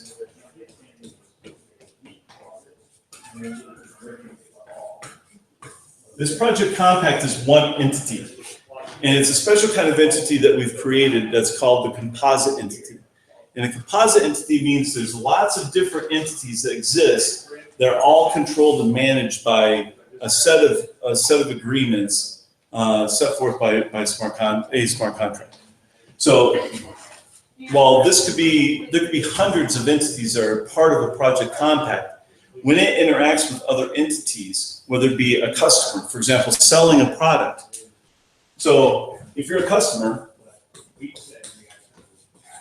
and so this project compact is for a writer, an artist, and an editor.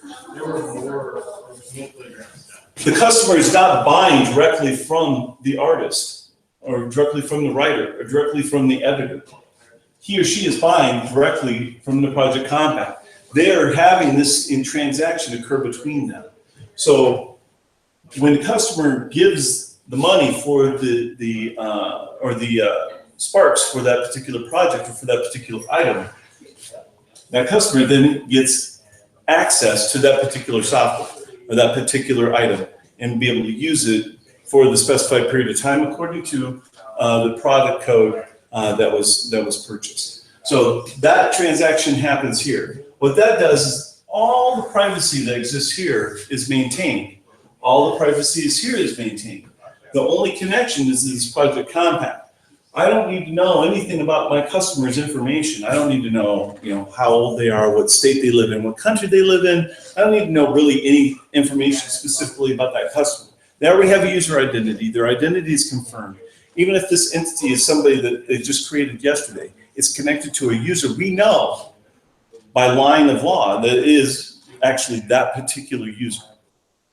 So don't know that. I mean, we can't say, well, it's that guy right there. We wouldn't do that, but we know it's backed by a confirmed user. So this sales transaction here, these people over here, they don't need to know anything about this person. They don't need to. For marketing purposes and big data information things, there's all kinds of things with AI and everything that we can do that. Well, the user can decide for themselves how much of that information they wish to share with the Project Compact or with anybody they interact with. They decide. You decide on your own terms what you want to reveal. And if you want to make it so it improves your experience, that's on you. You want to include that you're in the United States, you'll get more United States-oriented offers or suggestions. If you want to say that you are, old or young or whatever, all those things can be used and valued by the people that are selling the products, but you don't have to reveal them. And you certainly don't have to reveal them directly to any individual on any particular transaction. And this is important. This is kind of an important thing for me personally, because I think that too much is being made about the fact that we need to know everything about everybody and everything that they do. When really, honestly, what we need to know, we don't need to know individual information. How about group information? Just general information. Are my books bought by old people or young people? I don't need to know that this person is old or young. I just need to know in general, like what kind of information, what kind of metadata am I getting from this?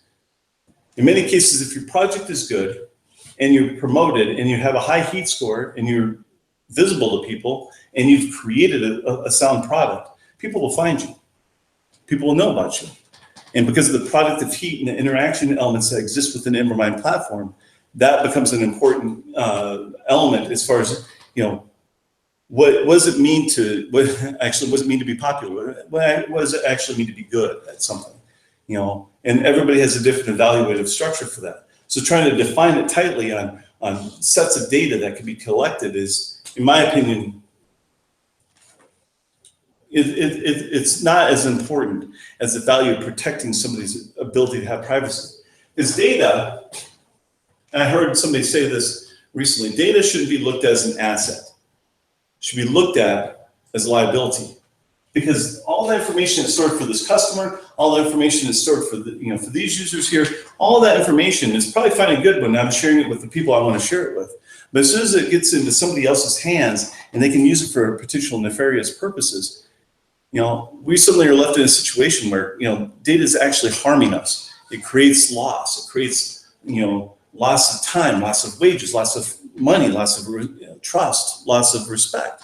Lots of things happen in a bad way when that occurs. So what we want to do is we want to remove that from being a possibility, and we want to make it so where it's very easy for individuals to be able to share information if they want to, but also at the same time make it so it's not required to do so in order to be successful, or for that matter, to be a good citizen in the environment.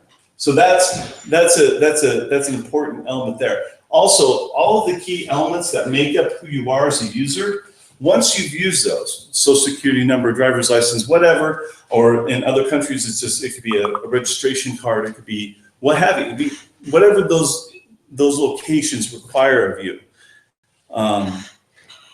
Once you've established those individual items as part of your identity, they can't be used by anybody else, ever.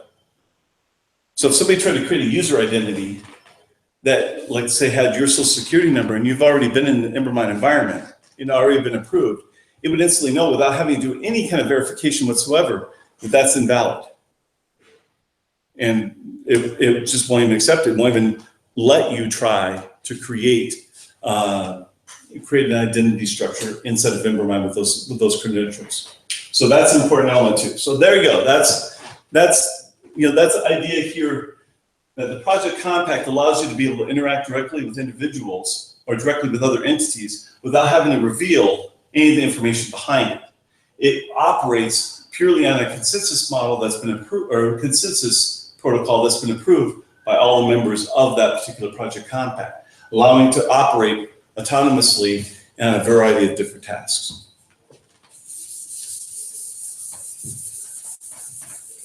So we've got a couple of questions in here. We've had a few.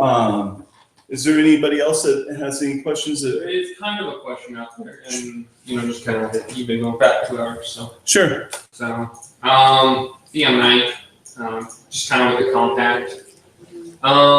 Basically, can you set it so all parties have to agree on it instead of majority? Is that going to be part of the settings? I'm sorry, what was that? That in the compact, can you make it so that all parties have to agree on the changes? Yes.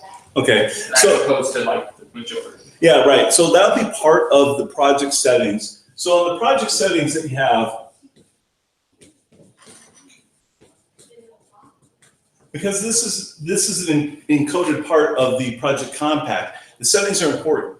And also, anytime you create a project compact for an individual on a particular project, they'll be able to see at the current state of how everything is set up, what the project settings are, what the voting rights would be, what the voting rules are, what represents a quorum, for example, even things such as like when the project is supposed to be released, what the release date's going to be, or even the price point at which it's going to sell at. Which obviously is important, because if I'm saying I'm going to be, earning 10% of every sale, and you're selling for 99 cents, is a completely different deal than if you're selling it for $10. So, these factors, these settings have an import on all of the negotiations, and they can be something that actually, to a certain degree, can be negotiated with between the collaborators and the creators, enabling a collaborator to go, wow, you sell for 99 cents, but you want to give me 10%. Means I'm going to make 9 cents every single time we sell something. Now, for some people, that might be fine. If they expect it's going to sell 100,000 copies, that might be just totally fine. But if they think it's going to be a low selling project, or they don't have, people think this way, whether it's true or not, sometimes think, well, I'm only going to make $20 in this. They may suggest, well, can we raise the price? Can we put the price to $4.99 or $5.99? There could be actually an engagement there.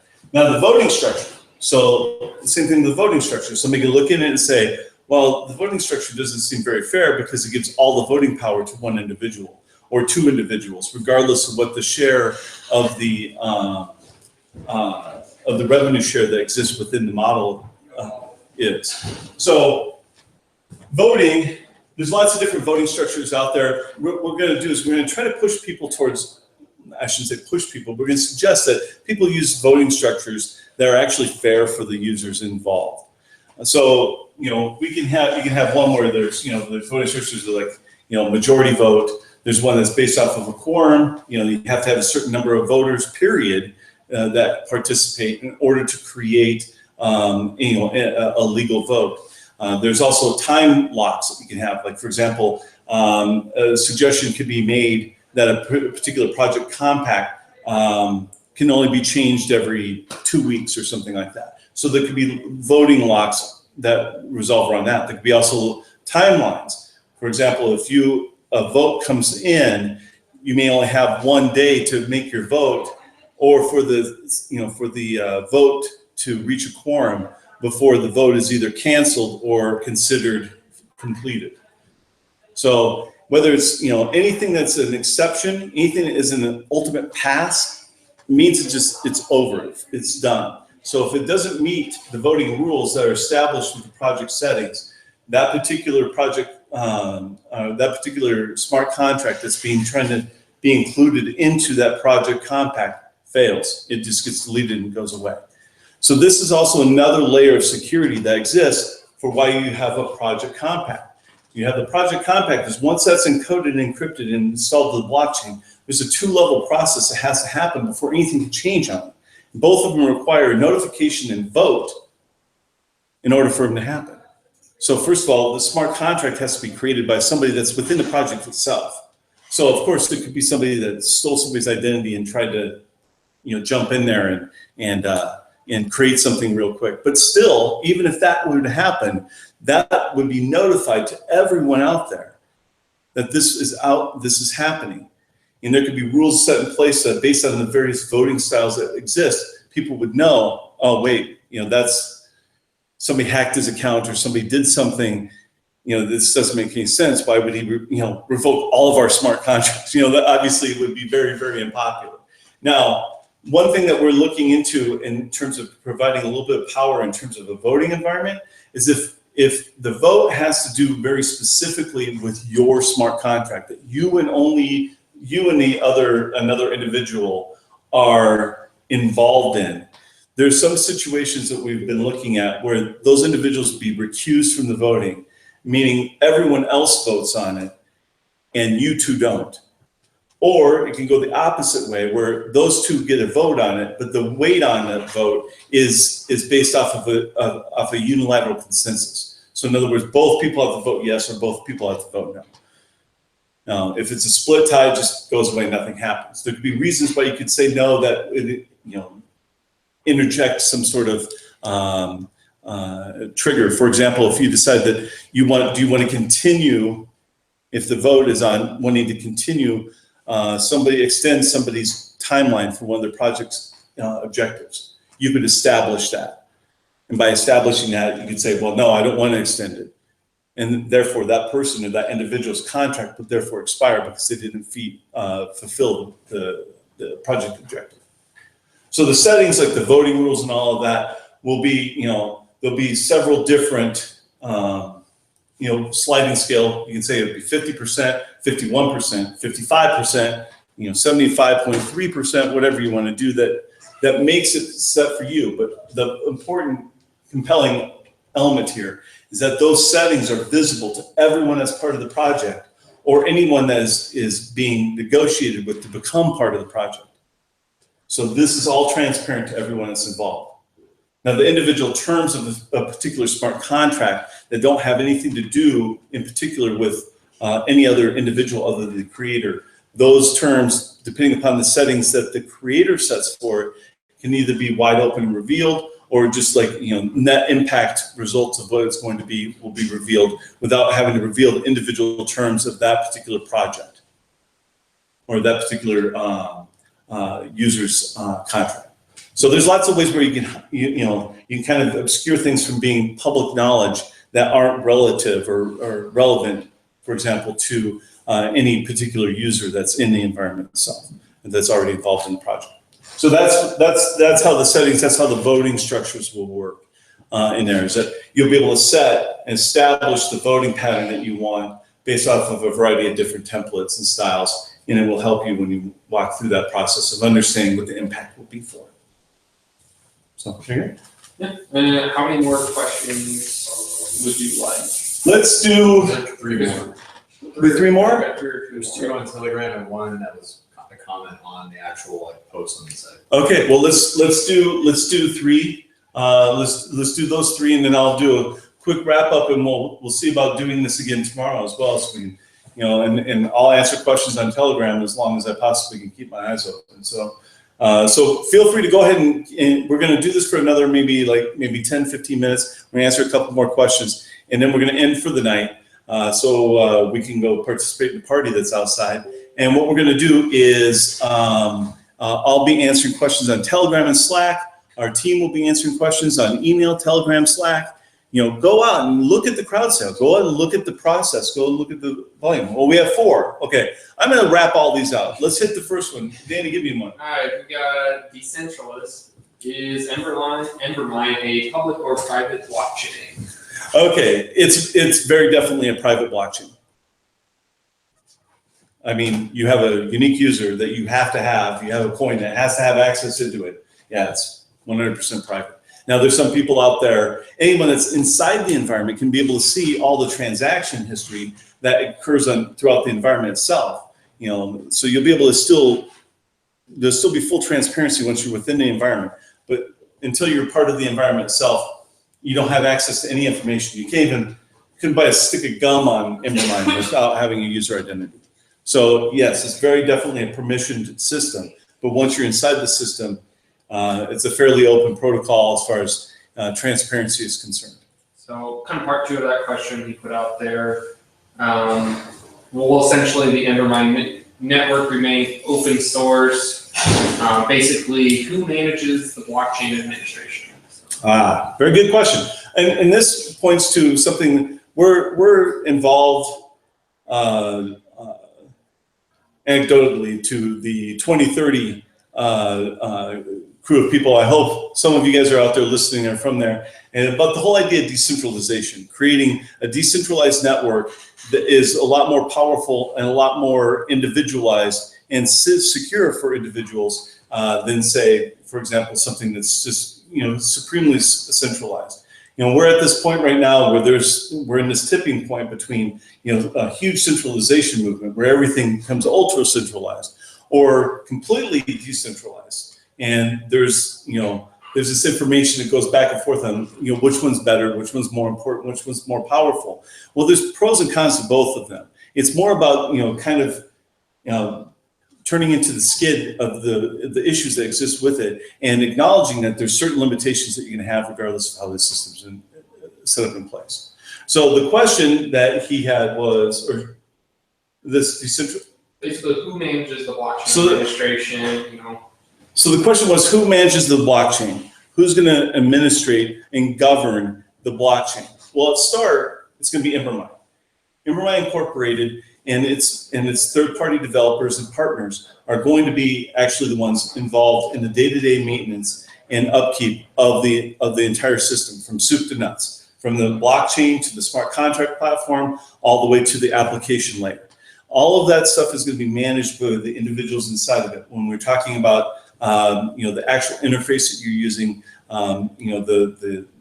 the infrastructure, if you will, of the environment is what people are going to be looking at. It's what people are going to be counting on for the day-to-day business. That will be ultimately taken care of by the Embermine platform or by the Embermine company and its third-party developers, its open source partners, and anybody that's also involved with those companies that we're getting various apps or applications from. So that's how it'll be worked. Now, what does that mean by control? What does that mean? That means that the system itself, the software that's Embermine, is open source, which means at any point in time, somebody could just say, well, I want to take this, I want to come over here, and I want to make my own environment. I want to make Amazon, whatever. You can make your own environment. You can change various things in here. You can make your environment, go for it. You can essentially copy many of the features that we have in it. The one thing you won't necessarily have are, companies like Monax and Consensus or, IDMe, providing a lot of the backup and support for that technology, for the smart contract platform, for the blockchain platform, for the identity management system. You would have some of these relationships. Now that doesn't mean you couldn't create them. We created these cloud responsibilities that we're going to be using with our collaboration partners in ensuring that the blockchain itself is taken care of. Essentially, what we're doing is we're decentralizing the effort and taking care of the system itself. Monax, great company, has a different set of ideas or opinions on how blockchains are supposed to be managed, about how tokens are supposed to be handled, what the role tokens should have within the environment. They have a completely different opinion of that than, say, some of these other companies may have. So their voice, their opinion on this, and their control in this environment, although it's limited to one particular area, is an important voice to have because they're the authorities. They're the ones that know how to do this. As time goes on and Embermine slowly starts, developing into a larger, more vibrant environment, as opposed to what the MVP will be, say, in October, or the first version in January will be, is all of this stuff will slowly develop over time, bleed together, and the responsibility is also going to be upon the users. The users are also the big part of the environment that ensures the stability and the control of the environment. Because the smart contracts, you have to think of Embermine as being, we're using Embermine in the product and the idea of Embermine to build Embermine. Embermine itself is a collaborative project, just like any project that's run by a project compact within it is. So when we have a smart contract, a project compact that manages Embermine, it assigns voting rules, it assigns all of these things to these various users and to all of the individuals that have some control in the environment. Those votes matter to us. The voting rules that we have that we establish will matter to us. Any changes that happen to it will be notified to the whole group. If something has to, say, like, for example, as part of the smart contract platform needs to be added to or control, we notify everybody. They will be receiving votes on being able, whether we should include that or not. As we see right now that's happening with blockchain and even to a certain degree, Ethereum, when they were dealing with the DAO incident, is not every idea everybody has is going to be 100% approved by everyone. How do you break up some of these, some of these impasses that may occur? Well, some of that occurs with the fact that we have people in place that can provide solid leadership in the direction we're supposed to take from the very beginning. So we can start to help avoid some of the mistakes that might happen way down the future. A lot of platforms, a lot of products are developed over time where, it's one starry-eyed individual that has a grand plan for something. They don't see the forest for the trees. They don't necessarily know the things that Monax or Consensus or anyone else may know about how these things will develop over a period of time and things you have to watch out for. So depending upon them, we'll hopefully be able to make it so the environment itself may only require minor tweaks, and there won't be segment discussion, for example, on changing the block size. There may be other discussions that will be just as passionate or just as important to the individuals within our site, but by and large, for the most part, the control is going to be between the users and the suppliers of the technology that are around it.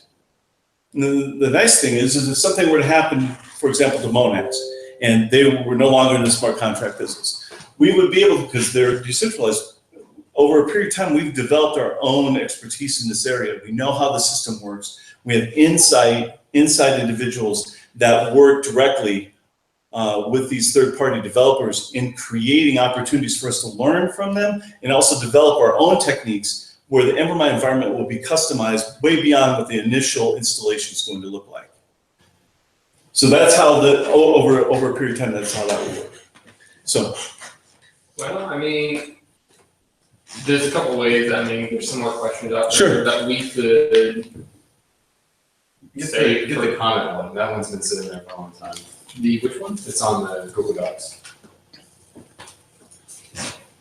Oh, While they're looking at this question, I just want to make one more point about these over a period of time, because there's a limited number of tokens that are available for seat licenses. Over a period of time, Embermine is going to be feeding those because we want more users in the environment, because each one represents a vote and a seat.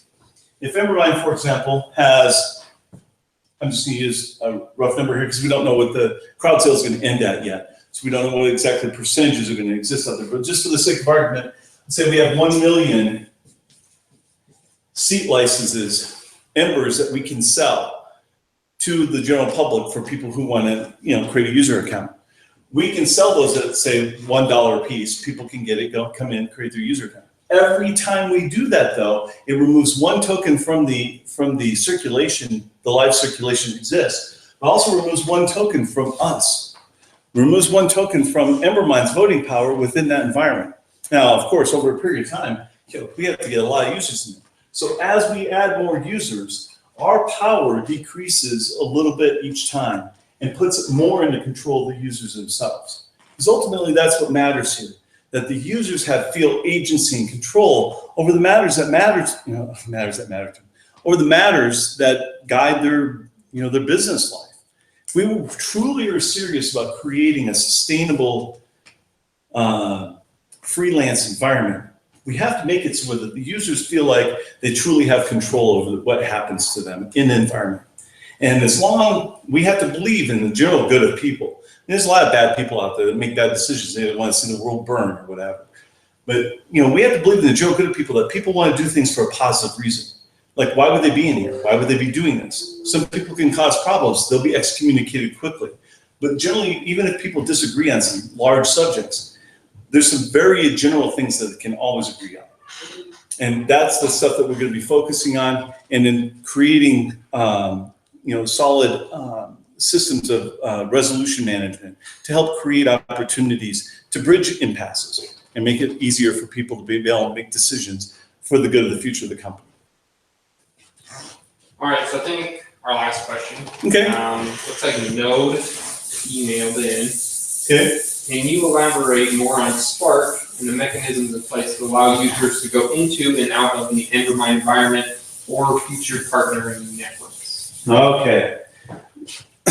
Now, I'm going to just preface this by saying I'm by no means an expert in the BitShares DEX network. So for those of you who are, I fully encourage you to go ahead and add some information into the comments on this. But I will give it, absolutely everything I know about this particular thing.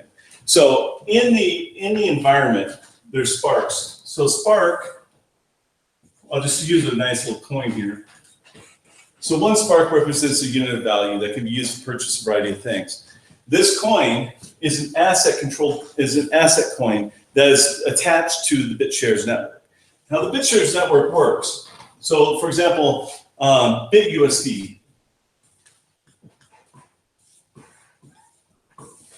BitUSD is a representation of a value. It's a representation of value, the number of BitShares, that's a fractional coin, of BitShares that are required to equal $1.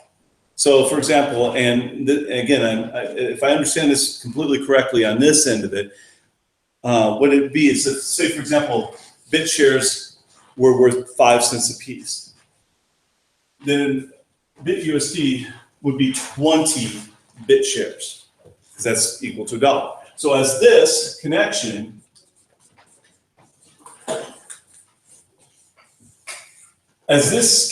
fluctuates, as this goes up and down in price, as BitShares goes up and down in price, the value, the number of BitShares within BitUSD rises and lowers, but its value is pegged to the cent, or the dollar here. What we would be doing is we'd be creating an asset Spark that is pegged to BitUSD, essentially pegging it to US dollar. Without having, and the great thing about this, as we've seen with what's been going on with Tether over the past couple of weeks, there's no counterparty risk in how this works. It isn't like we're holding an account in some bank, centralized bank somewhere, that's holding all this money that we may or may not ever give to you. It's based off of an asset allotment that occurs within the BitShares environment. And the control there is between two individuals. The most basic fundamental way of understanding is two individuals, one that wants to bet that holding a BitShare is going to increase in value, or BitUSD is going to increase in value. And one person believes that's going to lower in value. And creating that balance between those witnesses that occur in that network and creating that value line is ultimately what that relationship is all about. So how does this create liquidity? How is that created? Well, this relationship that occurs over here, as far as the BitShares network is concerned, that's all that they care about, okay? This connection here exists. By having a wallet that would, for all intents and purposes, be able to create both of these tokens, and knowing that there's an equivalency there can be a very quick, almost like a shapeshift type transformation that can exist between these two that will happen on the DEX layer, invisible to the end user. So if you go to your wallet and you have 100 Sparks, now or whether you know it or not, I mean, you don't actually have to have this knowledge for it to even matter. that 100 sparks is equal roughly to 100 bit USD, which is equal to enough of bit shares to equal $1 US. So by using a combination of AI, bots, and other technology that already exists right now, an individual with a wallet that shares these two, shares all of this as a matter of fact, can actually say, I want to convert, I want to cash out, I want to go to US dollars. It would be a matter of just converting it to bit USD and then selling it to bit shares and then selling that to fiat. I know I made it sound really, really easy, and it's not that simple. There's a lot of work that goes on back there, especially by the BitShares community, in ensuring that that tether, or that peg exists, that value continually exists. And that only grows as the environment gets larger. They get stronger at being able to do their job because more tokens are available. They're able to float a little bit more effectively between the various value points of where it's sold and where it's acquired. So that's how BitUSD in the Sparks exist. So they're working already on a system and environment, and we've seen it with projects like Token, which may be another option as well, where by being able to transfer these assets between something that's worth a US dollar, it can be done fairly easily. It's just, or not easily, I'm saying that the technology exists. It's more about kind of piecing it all together and ensuring that the transactions are valid and proper, so there's no double spending possibilities, or for that matter, invalid transactions because somebody withdraws a transaction after the fact. So there's some important issues that coincide there. The key here, and what makes it important for the Embermine environment and what we want it to look like, is all of this that happens over here is transparent or invisible to the end user. They would, most people would see this situation here and they would be like, I don't get it. But, again, just like any other technology exists out there, whether it be PayPal, like who understands how PayPal works? Do you understand how your money works in PayPal? Some of the people in the crypto environment, I shouldn't have asked that question, because some of the people in the crypto environment, they absolutely know exactly what happens there. But the general public doesn't. The general public knows that they say pay and it pays, and it deducts a value over here and reflects, and at some point they can get money from a slot, and be able to use it, to pay bills or what have you. That's all that matters to them, is that it works. So our goal is to make it so where that we do all of this in the background so they're not confused by it, but yet it's still transparent because of the open source architecture. So individuals can go in there and they can actually see what's going on in there and verify and even audit the transactions to ensure that they're operating the way they're supposed to. So there you go.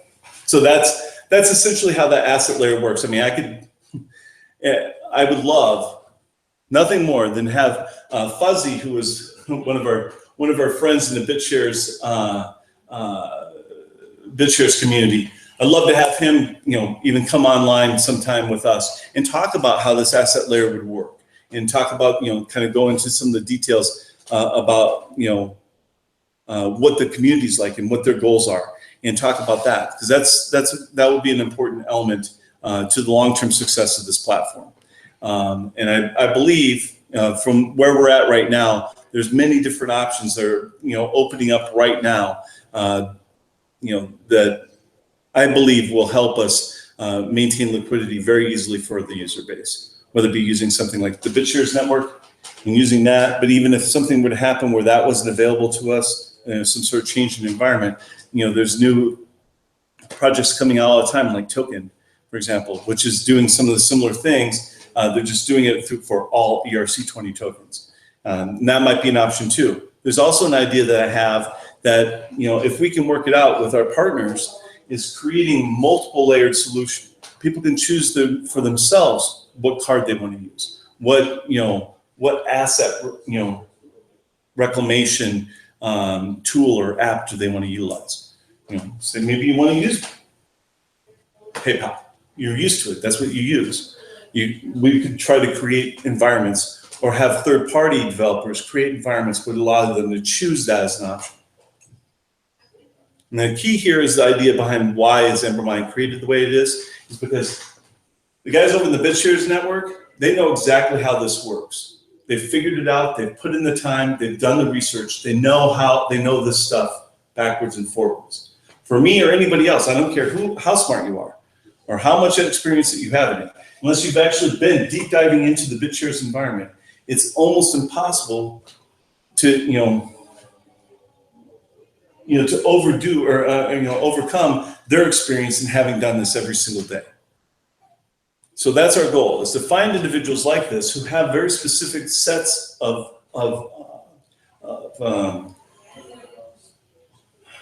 solutions that help establish exactly what needs to occur in this environment. And they exist everywhere. There's not a single part of the Embermine environment that we've proposed up to this point that we would have for MVP that doesn't currently exist right now, except for one piece. And that is the what you see is what you sign editor for the smart contracts. And if you're interested in learning a lot more about that, we're going to talk about that tomorrow, because I think that's a pretty long discussion. We've been going now for what, about 3 hours? Yeah, it's been a while. So we've been going about 2.5, 3 hours now. We've answered a bunch of questions. I think it's time now for me to go ahead and step down for a little bit, and then we'll have another discussion tomorrow. So I just want to talk real quick about the crowd sale, about the token sale that we're doing.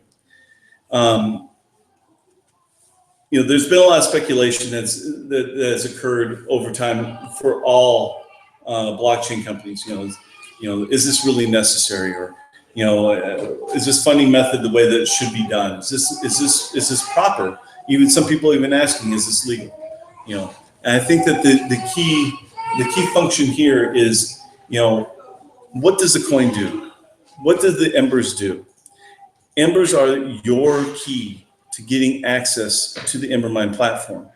Through the process of actually selling these licenses and creating opportunities for people to be able to utilize the service, we are able to self-generate the system itself and employ a team of what I would consider to be top-notch collaborators in the environment to be able to create this project that everyone can benefit from. We're really excited about, no matter what happens with this crowd sale, or no matter how many tokens we sell, what percentage we get, even if we don't hit our minimum, we're going to build this environment. We're dedicated to doing it. Why did we choose this method of doing it? Because the tokens themselves provide that value. But the tokens themselves, we want it distributed out to people. We want giving it out in the widest market possible. If we waited for everyone just to come to us to buy them one at a time, we'd never get anywhere. But if we actually created and used the cryptocurrency, the very fundamental things that make cryptocurrencies exciting in today's market, we utilize that power by making it so where that is easily distributed to a wide group of people in a variety of countries. We've had people from China, Japan, India, Russia, and Spain, and Great Britain, and Mexico, and all over the world. We have people all over the world interested in the United States, utilizing the Embermine environment. They want this thing to happen. And by spreading this out, by creating opportunities for this to really kind of be a wide thing, we ensure the proper mix of collaborative energy that exists within it that helps make the Embermine platform successful and stable. Our goal is to try to get as many for the open beta before the product launch as possible. I firmly believe that with the successful launch of the token and enough individuals being involved in it from that point, and creating the environment and our outreach programs that we're going to be doing to the actual users, because the key is, who are our customers? Our customers, by and large, could be anybody from any walk of life, with any background. But really, our customers are the users of the environment, not the people that are speculating on the coin's value, not the people that are, wanting to, use it for their proof of stake environment. They want to use it for that purpose, or how do they want to be involved? Our users, however that is, whoever they are, wherever they come from, they're what's important. And it's that focus. That determination by our organization that hopefully shines through in everything that we do. So if you have a question, about us, you have a question about our, what our intentions are for the platform, how's it going to look, where's the money going to come from, all these things, ask. We'll answer them to the best of our ability every single time. If you haven't had an opportunity yet, go to our website, www.embermine.com. Visit it, check it out, look at it and see for yourself what we're talking about out there. We're going to be adding more content, more data out there about what we're doing, about the team members themselves. We're also going to be, employing them a lot more. You'll be seeing a lot less of me and a lot more of all these other guys that are over here, which is probably a good thing. But we're going to do everything we can to try to communicate to you everything we want to do. Our goal is to make it a platform that works for everybody. I want this platform. I want this not because I'm the CEO of Embermine. I want it because I wish I had this 2 years ago. I wish I had this 10 years ago.